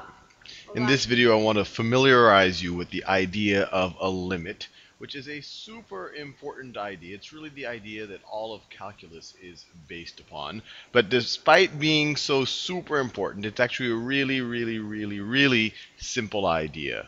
So let me draw a function here. Actually, let me define a function here. A function over here, it is undefined. So let me write it again. Azkenian azaltzen duna da, gai oso simpliak, definizio oso simpliak erakusten dituzte bideoen bidez. Orduan, bideoiek deskargatzea dauzkazue, eta horretik esplikatu duen bezala, bakoitzak bere nahi dunean, ikusi eta aztertu eta guztien. Eta orduan, hori pentsatuz, hori guztia gure ematen egean ikasgaietan nolak transmititzea zagon, edo zer egitea zagon, pentsatzen hasi. Orduan, Maitek esan duen bezala, matematikak, bai estadistika eta bai ekonometria dira hiru ikasgaiak gure enpresagintza fakultatean ematen ditugunak. Orduan, hasi nintzen matematikekin. Ikusten? Zer egiten daukagu. Orduan, matematikan, hainbat gauzan artean egiten ditugunak dira pare bat PBL, matematika eta ekonomia arteko ikasgaiekin.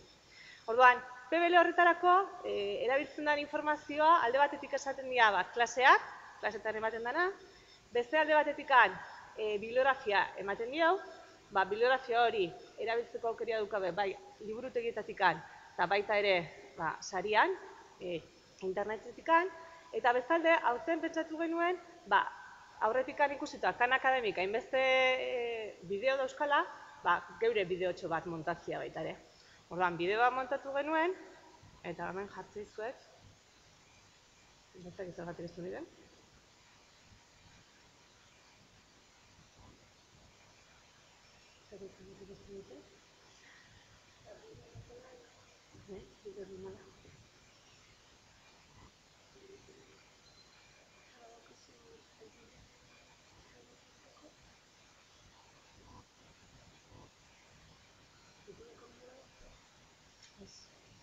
Ez neure bideoa da. Neuke egindako bideoa da. Ez. Hau da pogotzen da. Beste banak eantzea. Bueno,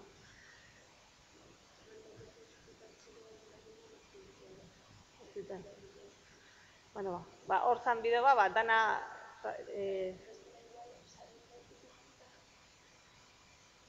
sarian daude, enpresarentzako sarian daude, bai.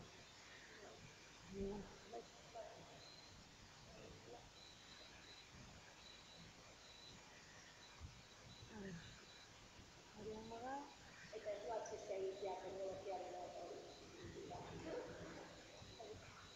Bideoa dira, kontutan eta sartu diren galdua, kontutan, hori dago artxua.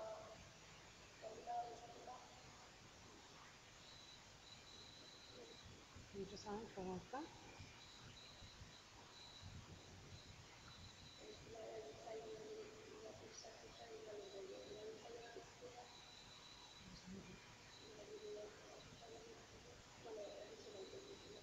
Hemen, enpresarentza.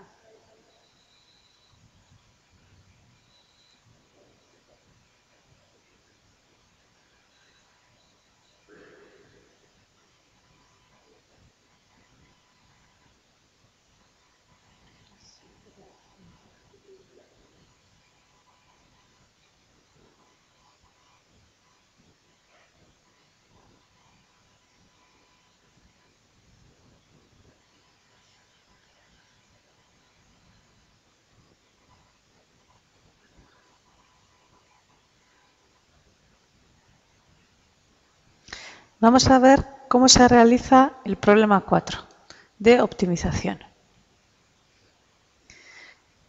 Nos dan la función siguiente, f de x y es igual a x cubo más x cuadrado por y. Orduan, kasu honetan zen, PBL-ko aktibitatea, PBL horretan gai bat garatu behar zeuden, beraiei arazoa planteatu zitzaien, eta orduan, informazio ekstra hori, zerako ez PBL-koa baizik eta aurretikan behar zeuden informazioa, webgunean bilatzeaz gain, bideo baten bidez eman genion. PBL-a egin behar zeuden, alde batikan, bi zati bezala zauzkan, bat azan eskuz garatu behar zeudena, formula desberdinak erabiliaz, eta bestia zen ordenadore Maxima programa erabiliaz. Orduan, bideo txontan, bi kasuak jarri genitu. Bigarrena egongo da hemen, hau izango litzakeia, Maxima programa erabiliaz, baita ere garatuta, adibide aurrera, aurretikak geratzen zen, adibide simpleago bat. Segundo elemento, como va a ser lo mismo, solo que cambiaré la segunda x por la y, y ahora, guzti hau egiteko, nahiko nobata nintzen, eta orduan, investigatzen, nire naiz, persona bat, ez zaidana gustatzen gelik egotia, eta orduan beti nabilena, oin zengo dut, eta inobatu nahian, edo gauzak investigatzen duzela. Orduan, programa desberdinak erabiliz lortu nuen. Orduan, hori zen, matematiketan, eta ekonomiako PBL-an erabili genuna, hasiera batean ikasleak PBL hori garatzerako orduan, bideoa bazaki benortzagola, baina ez zioten kasuik egiten. Baina iritsi zen momentu bat, PBL aurrera eramateko, behar zetela informazio hori. Eta non dau, begiratu ez zuen bideoa? Eta orduan hasi zian, ikusi izan baita ere bideoak zenbat aldiz begiratzen zioten, bukaera aldera askoz gehiago erabiltzen dela. Bezalde, beste ikasgai batetara pasatuta, ekonometria. Ekonometria da baita ere ikasgaietako bat, enpresagintzan, saileretakoa egiten dena.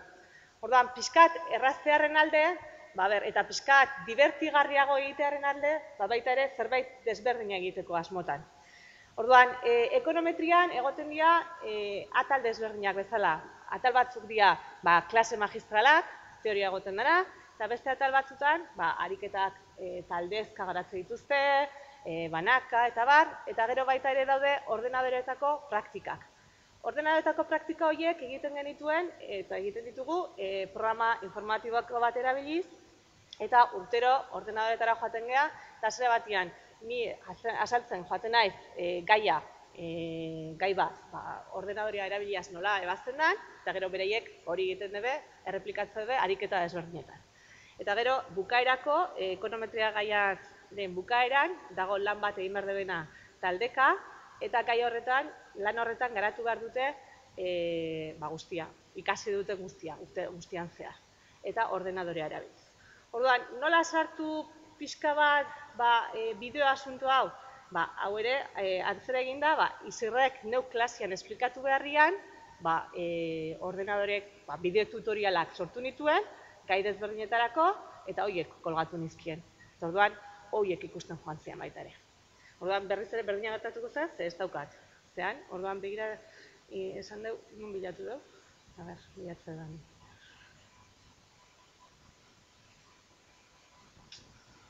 Hemen, denak dauzkau. Linean. Adibidez hau.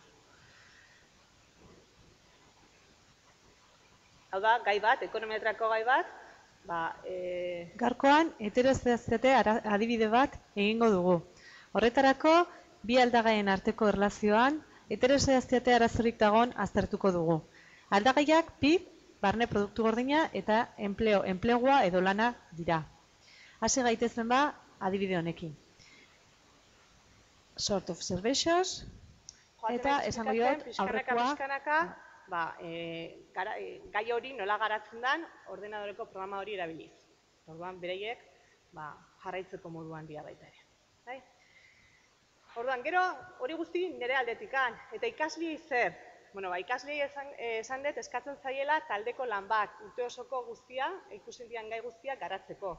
Orduan, urtero eskatzen diodan lana izan zezan beti txosten bat entregatzeko. Eta horten esan nun, ez ni hain naiz lana egiten hemen bideo tutorialak egiten, bereiake bideotxo bat egitea.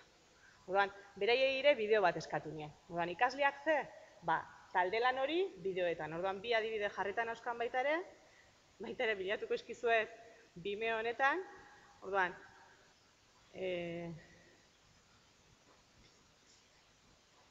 baina batzuk dira privados. Horiek ez dizkit ikusiko hola. Nuk sartu berrez.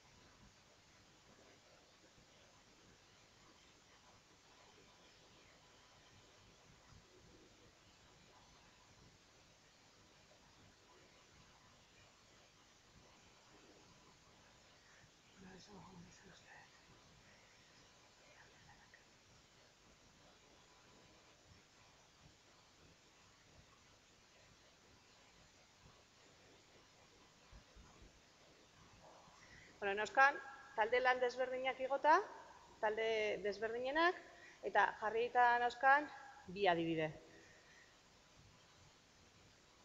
Bata ikusiko ez zuen bezala.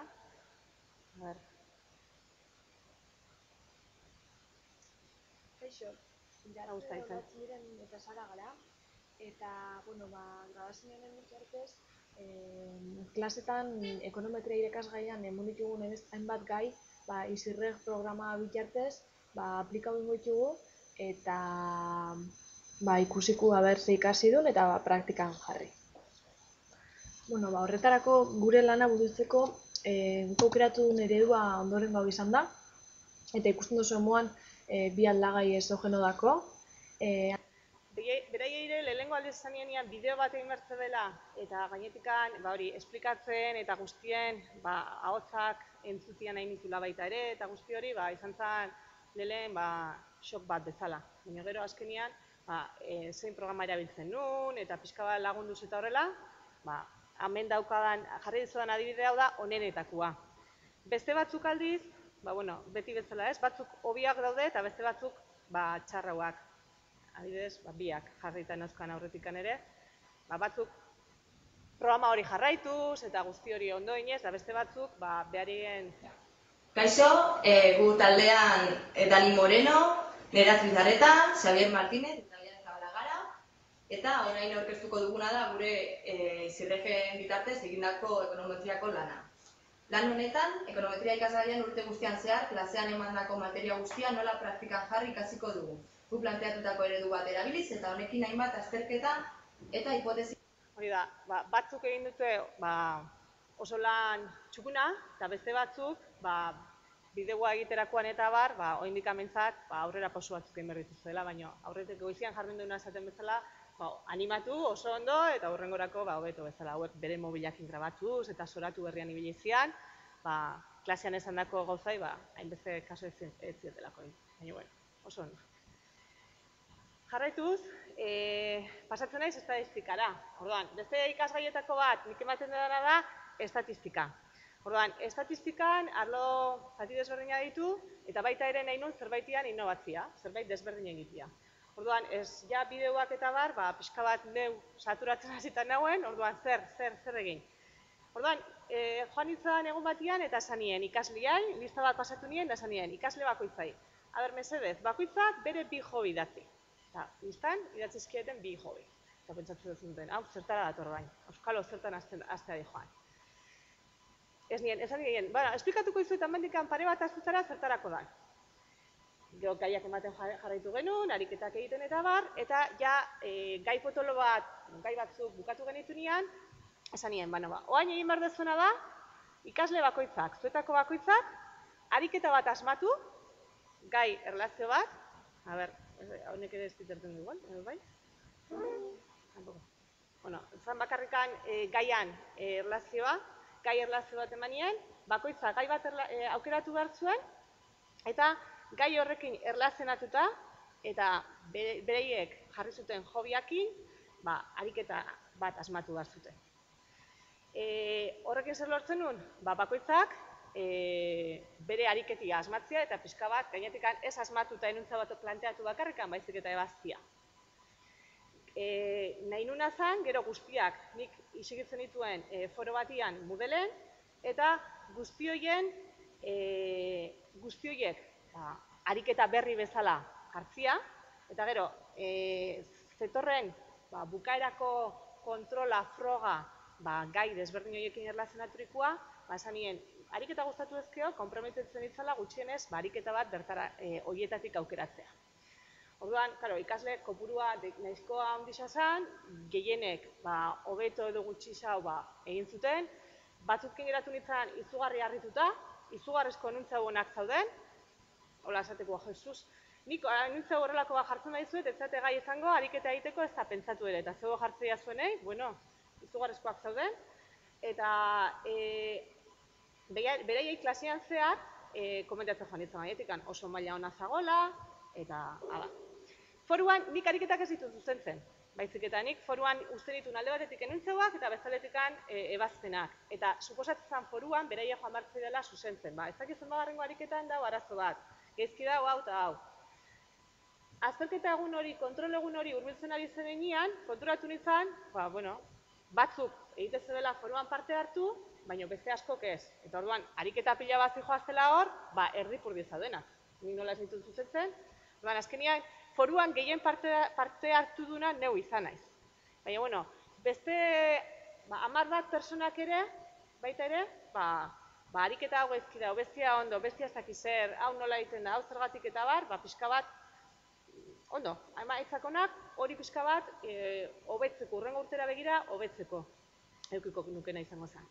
Eta gero baloratu, nola baloratzen nien, aktivitate hau zen, notarako baita ere, eta esaten nien, egin dezuen ariketak, segun eta nolako ariketa zen, puntuazio 3 izar ematen izkio, lehenengo mailakoa esaten manuma izar bakarra, 2 izar edo 3 izar, alde batetik horrekin puntuazioa lortzen zuten, bestalde foruan parte hartzetikan beste puntuazio bat, eta bestalde gero berei ematen dien aukera esateko zein den ariketa honena. Bereien uste zein zen ariketa, zein zian 3 ariketa honena. Eta orduan hor geratu nintzen, nire ustez, danok eginen lanian desente eta danok txukun eta horrela, baina gero puntuazioak, bata bestiak ikusterakoan zein puntuatu zuen, azkenean konturatu nintzen, ni zure laguna nahi, zuri emango izkizut 3 puntu, zu nire laguna zehaz, nahi emaizkiaz 3 puntu. Orduan, desastre bat. Azkenean ez du jokatzen juego limpio esaten dena, baizik eta laguntasunak zea funtzionatzen zuen. Orduan, hurrengo urtera begira, pentsatzen ari naiz errepikatzia aktivitate hau, baina beste gauza bat kontrolatu behar dena da, ez ni izatia atzetik nabilela zuzentzen, baizik eta beraiek izan behar dutela. Orduan, aparte de batek egiten dula ariketia, beste norbaitek atzetika zuzendu behar du. Orduan, bi elkar erlazionatu da bezala. Orduan, bi persona baldin badaude gustatzen zaizkienak baloncesto, bi horiek, bakoitza bere ariketia egiten du, eta batak bestiaren ariketia zuzentzen du gainetik. Orduan, eta azkenean, azterketan sartu nituen ariketa guztik zakuak, beraien erlaziokoak. Eta, bueno, batzuk oso guztua, beste batzuk kaso handik ez zienei, eta ez zan nolako exito handixa izan. Eta gero, ekain mailan berriz ere errekuperaketa aldixa zagonean eta galdetzen zidaten, baina hortik sartu behar dituzu? Igual, bai. Eta berriz ere dara bertatik sartu nitu. Eta, bueno. Hori izan zen, esperientzia estatistikakin. Orduan, aurten saiatu nahizen egiten hori izan da. Orduan, hurrengo urtera begira, eta hurrengo urtean begira zer egitea pentsatzen dela, no? Bueno, hori izan, ekainean pentsatzen nuen egitea, ireila iritsi da, eta oain gainean dana ikuste dut, orduan, sokorro, esate dut, baina, bueno, a ver, igual, naiz baitare, laske, se echa al río y luego ya nada, bueno, a ver, cómo sale. A ver, matematiketan pentsatzen dut blog bat sortzia, eta blog horretan,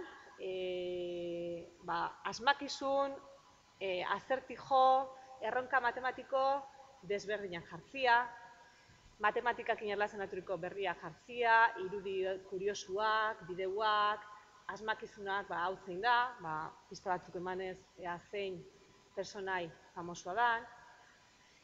Blog horrenkin batera, suposatzen da blogaren azertijo asmakizun guzti horien erantzunak astero aldatzen joaten ezinean, bakoitzak bere emaitzak bidaltzen joaten denean, asmatzen dula konturatzen denean, bakoitzarengan konfiantza garatuko dula, bizkortasuna, buru bizkortasuna, eta bar. Orduan, nahi dut alde batetik modu batetara edo bestera, ez dakit lortuko da nio ez, jendia nola matematikai eta pixka bat tirria diogun, engantzatzia. Ez dakit lortuko da nio. Hori da, matematika arlotikan egiteko asmoa dagona, eta bezalde, ekonomia aplikatuei buruz ari naizenez, ekonomia ere, komentatzen dizuet, ekonomian ere, blog bat egiteko asmoa dagoela, bertan 3 ikasgai erlazionaturik, lehenengo maila eta bigarren mailakoak, eta blog hori desberdina izango litzake matematikakoaz, blog hau ikasleek elikatuko lekebe. Ikasleek ekarritako notizik, beraiek egin gero hainbeste kontraste, erantzun eta bar. Eta, hoxe esan. Eskerrik asko. Oso, no? Eskerrik asko, zuri. Bueno, hurrengoekin jarraituko dugu, etortzen baldin bazeate, Urtzi, Iñaki, Javier eta Nestor, ez dakit Laurak igotzeko azareten.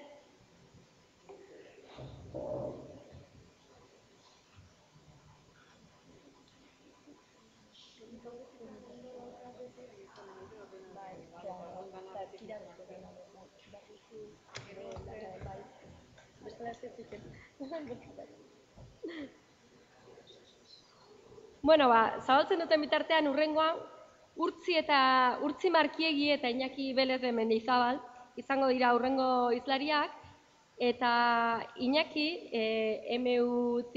MUn informatika ikasitakoa, ingenieria, hezkuntza arautura dedikatua bai graduko ikasketetan eta bai heziketa zikloan, eta guain esango dizuet.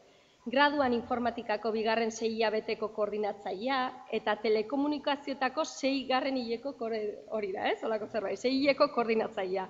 Gero, goi mailako ingenieritzan 5. mailako azken 6 hileko koordinatzailea ere bada.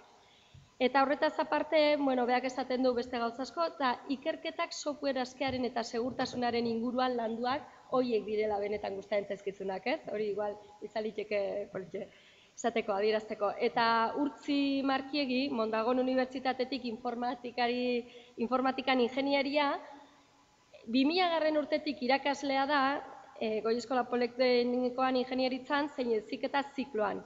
Informatika zein telekomunikazio titulazioko 2. 6 hilabeteko koordinatzailea. Mendeberri zein hezkuntza eredu berriko proiektuetan murgildurik, eta IKT-etan oinarritutako zeharkako kompetentzia gradura egokitzeko sustatzailea. Eta horretaz aparte, nire ikasle nire lehenengo generazioakoa Ordiziako jakintza ikastolan. Osa, pentsa non bildu gehan, oentxe bertan, hori oso zona da.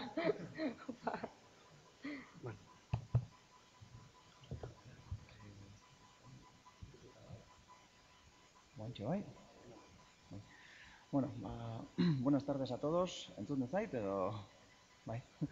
Bueno, nosotros tenemos la presentación preparada en euskera, no obstante, pues haremos la exposición en castellano para así atender, pues tanto a un idioma como al otro.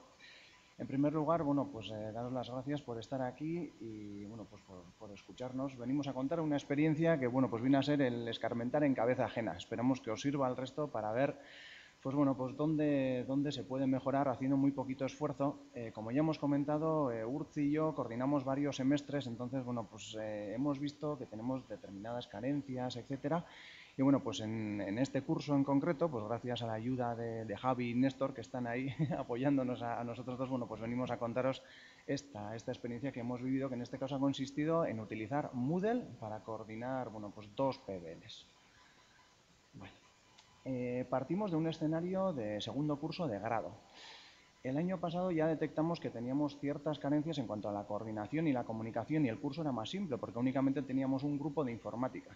Este curso teníamos 2 grupos, el de informática y el de telecomunicaciones. Entonces, pues el reto era grande porque, pues esas carencias que teníamos de coordinación y comunicación, pues pensamos que se iban a acrecentar, y desde un primer momento, pues pensamos en Moodle como una herramienta para ayudarnos a mejorar esa gestión. La verdad que la experiencia ha sido extremadamente positiva, incluso nos ha sobrado tiempo de esas coordinaciones, de esas dedicaciones que teníamos para el semestre, que evidentemente no hemos desperdiciado y hemos invertido en mejorar el proceso de evaluación, que luego también os contaremos. Bueno, el escenario que os comentaba, alumnos de grado, segundo curso, informática y telecomunicaciones, tienen unas asignaturas en común. Unas asignaturas específicas para informática, unas asignaturas específicas para telecomunicaciones, 2 proyectos, un grupo de 9 profesores en el primer semestre, un grupo de 6 profesores en el segundo semestre. Hay profesores que imparten a los 2 grupos, profesores que imparten solo a telecos, profesores que imparten solo a informáticos, y encima queríamos conseguir una comunicación transversal entre un semestre y en otro. Entonces, imaginaos coordinar 15 profesores de diferentes departamentos. Pues la verdad que la cosa pintaba bastante fea, ¿no? Hay unos mecanismos que ya están establecidos en Escola, como son las reuniones del Lantalde, que se producen cada semana, donde nos juntamos todo el claustro de un semestre, reuniones extraordinarias donde también nos encontramos profesores de un semestre y de otro, pues para hacer las evaluaciones, seguimientos de alumnos, etcétera. Pero aún así, pues nosotros nos veíamos en algunos casos, pues agobiados, pues porque no conseguíamos llegar a una comunicación plena entre todo el equipo de profesores, y pues eso nos generaba cierto ruido. Hay muchas cosas que se hacen bien, como os estaba comentando, pero en otras pues es bastante difícil pues conseguir esa coordinación, y sobre todo que la comunicación sea fluida entre profesor, alumno y el resto del grupo de los profesores. Partiendo del PBL, pues ahí tenéis nuestro documento pone Proyecto Garagua, reglas del proyecto, versión 28. ¿Qué quiere decir eso? Que nos hemos equivocado 28 veces desde que lo publicamos. ¿Qué es lo que tratamos ahí? Calendarios, grupos, el planteamiento del problema, etcétera. Y bueno, pues un 90% de las necesidades que nosotros consideramos que puede tener el alumno, pues bueno, se suplen ahí. ¿Cuál es el problema? Bueno, pues que tenemos que editar ese documento entre los 9 profesores, con lo que ello lleva de control de versiones, cambios, etcétera, etcétera. Y el problema más grave no es ese. El problema más grave es que cuando ya lo tenemos publicado y nosotros pensamos que ya hemos dado respuesta a las necesidades del alumno, pues viene el alumno con sus preguntas y nos dice, oye, ¿la memoria al final hay que imprimirla? Hombre, pues yo que uso gafas, te voy a decir que sí. Otro alumno le pregunta a Urti y este le dice que no. Y cuando esos dos alumnos se juntan dicen, oye, estos tíos ya hablan entre ellos. Entonces, bueno, pues eso genera ciertas inquietudes donde, pues bueno, pues a veces respondemos que sí, en otras respondemos que no, y en otras todavía es peor porque decimos, bueno, pues no me la sé, te respondo más tarde. Entonces, bueno, cuando llega ese sí, no, ese te respondo más tarde, ¿qué es lo que hacemos? Pues vamos a ese documento y lo modificamos. Y bueno, pues ahí van aumentando el número de versiones. Entonces, como os decía, tenemos esa descoordinación y, bueno, pues ese problema de comunicación con los alumnos. Bueno. ¿Cuál ha sido la solución? Bueno, pues nos hemos olvidado de ese documento perfecto. Documento perfecto, hemos llegado a la conclusión después de 3 años de que no existe. Nosotros ponemos toda nuestra buena fe, nuestro empeño, pero no conseguimos hacer un documento perfecto. Siempre dejamos carencias. Entonces, bueno, ¿qué es lo que hemos hecho? Bueno, pues olvidarnos de eso y trabajar en Moodle. Es decir, hemos puesto el documento en Moodle, no un documento de Word, sino bueno, una sección de Moodle es lo que hemos utilizado para editar el documento. ¿Cuáles han sido las ventajas? Bueno, la primera, que es un documento vivo, que nosotros vamos actualizando, te olvidas del control de versiones, absolutamente de todo. Y además tiene, bueno, pues ciertas ventajas y es que el alumno lo ve como un único punto de información. Si yo hago un cambio, el resto pues sabe que yo he hecho ese cambio. Y lo que es más importante, nos da un balón de oxígeno, es decir, no tenemos que tener el documento preparado para el día X. Nosotros vamos dándole al alumno lo que va necesitando. Era lo que estábamos comentando antes. El alumno lo que quiere saber es qué le vamos a pedir.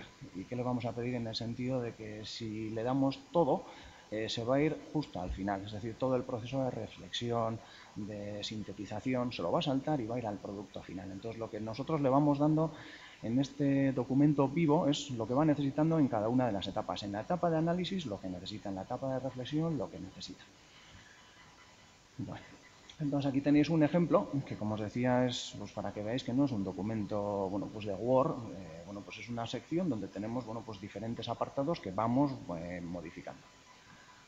Bueno, ¿qué ventajas tiene el tener esas secciones vivas? Lo primero, que es un documento único. No tenemos que irnos hasta la versión 28. Es un documento único y además está disponible tanto para los alumnos como para los profesores en cualquier momento. Se va publicando fragmento a fragmento en función de las necesidades del alumno. Es decir, no tiene que estar para un día absolutamente todo, que muchas veces corremos para llegar a ese día y luego te das cuenta que te has dejado ciertas cosas en el camino. Los errores y las preguntas de los alumnos se van completando bueno, pues en el momento. Todas las comunicaciones se hacen en el foro, con lo cual el alumno bueno, sabe en cada momento si se ha realizado algún cambio, las preguntas que nos hacen también se publican en el foro, etcétera, y la percepción del alumno es que todo está en un único sitio y eso bueno, pues también es importante. En cuanto al foro, lo que nos ha dado es la posibilidad de, bueno, de establecer ese canal de comunicación con los alumnos y también entre los profesores. La ventaja inmediata en este caso es que será una única respuesta. ¿Hay que imprimir la memoria? Sí o no, pero solo hay una respuesta. Si es que sí, pues es que sí, si es que no, pero como os digo, solo hay una, no hay contradicciones. También se ha convertido en el canal de comunicaciones del Lantalde. Cuando algún profesor, el alumno, nos hace una pregunta y no tenemos la respuesta, lo publicamos en el foro de los profesores. De forma que todos saben qué dudas tienen los alumnos y hay un profesor, que en este caso es el bueno, pues de alguna forma con su buen criterio decida que sí o que no. La percepción del alumno, que es una de las cosas más importantes, es que el grupo de profesores estaba coordinado. Este año no hemos oído una frase demoledora, que era la que os estaba comentando antes, que es, oye, pero vosotros ya habláis entre vosotros. Entonces, bueno, pues este año no se ha oído esa frase en ningún momento y, bueno, pues eso también nos ha dado cierta tranquilidad y es por eso, sobre todo, que os venimos a contar esta experiencia. Nos ha evitado problemas, las reuniones han sido muchísimo más ágiles, no hemos tenido el problema de las versiones, el documento se ha publicado muchísimo bueno, antes y con menos esfuerzo. Y ahora, bueno, pues mi compañero Urti os contará en qué hemos invertido, bueno, pues todo ese tiempo que no hemos tenido que dedicar a labores de recoordinación. Labur, Maite. Bueno, suena raro, pero nos quedaba tiempo para hacer más cosas, ¿no? Lo que estaba claro es que tenemos muchas cosas por trabajar, que sí, tutoría y muchas. Pero una cosa que nos preocupaba mucho era el tema de la evaluación. Entonces, luego habrá tanda de ruegos y preguntas, Jordi, pero nos preocupaba mucho tener muy claro para el alumno qué es lo que se quería conseguir, ¿no? Entonces, vamos a explicar ese concepto de cómo lo hemos trabajado y hemos empezado a trabajar con una herramienta que denominamos rúbrica.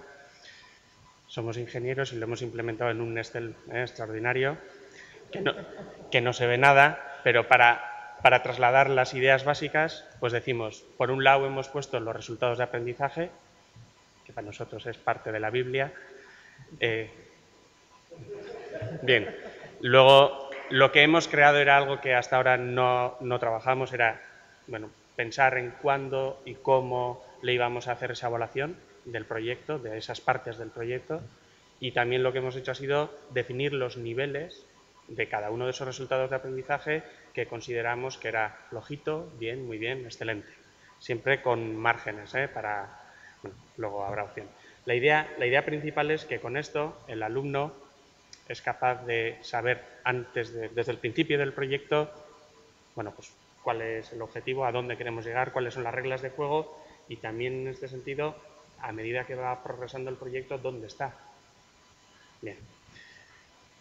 Como se sigue sin ver, hemos puesto un pequeño extracto, ¿no? Donde decimos, oye, una competencia que hemos trabajado en los dos proyectos es pues cómo utilizan la metodología que les enseñamos de POPDL para la resolución de los problemas en los proyectos. Entonces, los niveles pues se categorizan en algunos casos, como era nuestra primera rúbrica, lo hemos hecho basado en taxonomías y así, y otras la hemos hecho con intuición. Entonces, en este caso, pues sí, pues si es capaz de mencionar, pues está en un nivel, si es capaz de describir, si es capaz de argumentar, o si es capaz de ser más creativo, reflexivo, etcétera, pues va aumentando de nivel y, consecuentemente, en nota. Luego tenemos como las agencias de calificación, el D++ y el D++ y demás.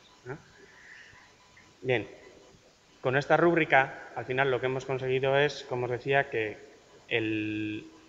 los propios profesores tengamos una visión compartida de todo el proyecto. Porque hasta ahora andábamos tan justos con todo que la realidad era que cada profesor se preocupaba que de sus resultados de aprendizaje, pues a ver, y además igual no los definía hasta el final cómo iba a evaluarlo y iba jugando en el proyecto, ¿no? Que da flexibilidad, pero también genera una incertidumbre. Y sobre todo el alumno no sabía nada, ¿no? Entonces no tenía claras cuáles eran las reglas de juego. Y por otro lado, el conocer, poner por escrito y el conocer y compartir eso nos ha dado una visión compartida del proyecto donde pues hemos ido unificando un poquito también los criterios de evaluación. Estamos en una primera versión, ¿eh? Y luego, para los alumnos, claro, el alumno sabe a dónde debería llegar, cuál es el roadmap, sabe dónde tiene que centrar los esfuerzos, porque a veces ellos tienen unas ideas extraordinarias y quieren construir cosas, pero a lo mejor no están dentro de los resultados de aprendizaje que se quieren trabajar en ese semestre. Igual están en otro curso, etc. Y también sabe cuándo y cómo se le va a evaluar cada cosa. Entonces, para nosotros, el tener el conocimiento compartido y transmitido a los alumnos de cómo iban a ser estas reglas de juego eran muy importantes y lo hemos podido implementar con la rúbrica. Entonces, bueno, de forma resumida, como os ha dicho Iñaki, la percepción de los alumnos ha sido de que somos un Lantalde, ¿no? Dos Lantaldes muchísimo mejores que los del año pasado, que éramos los mismos profesores.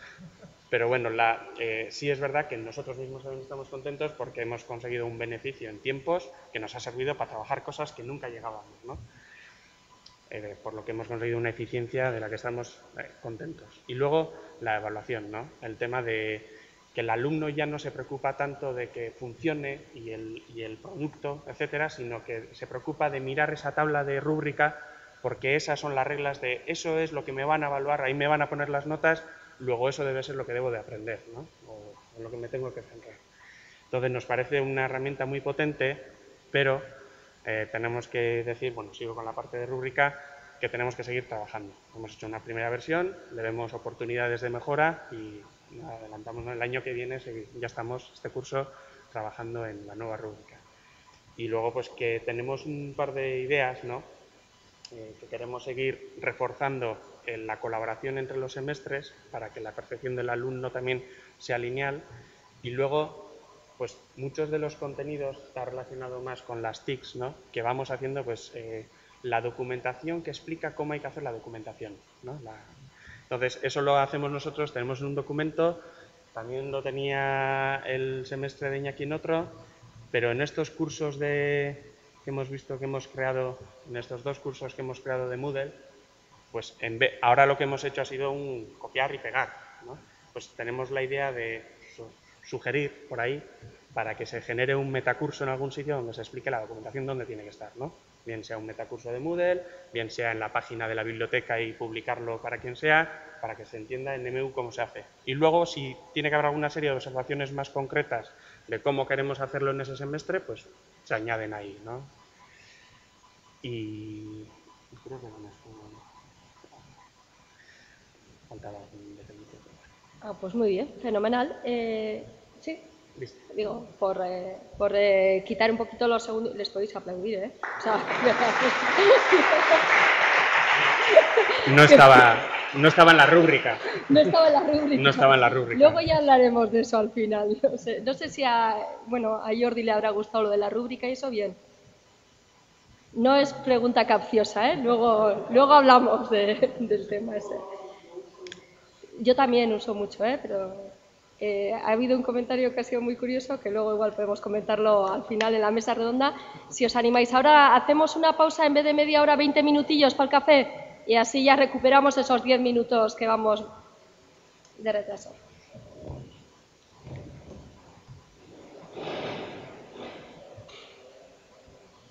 A -4 empezamos entonces. Oso ondo, denborakin da dena, oso ondo, bai, fenomeno zeia.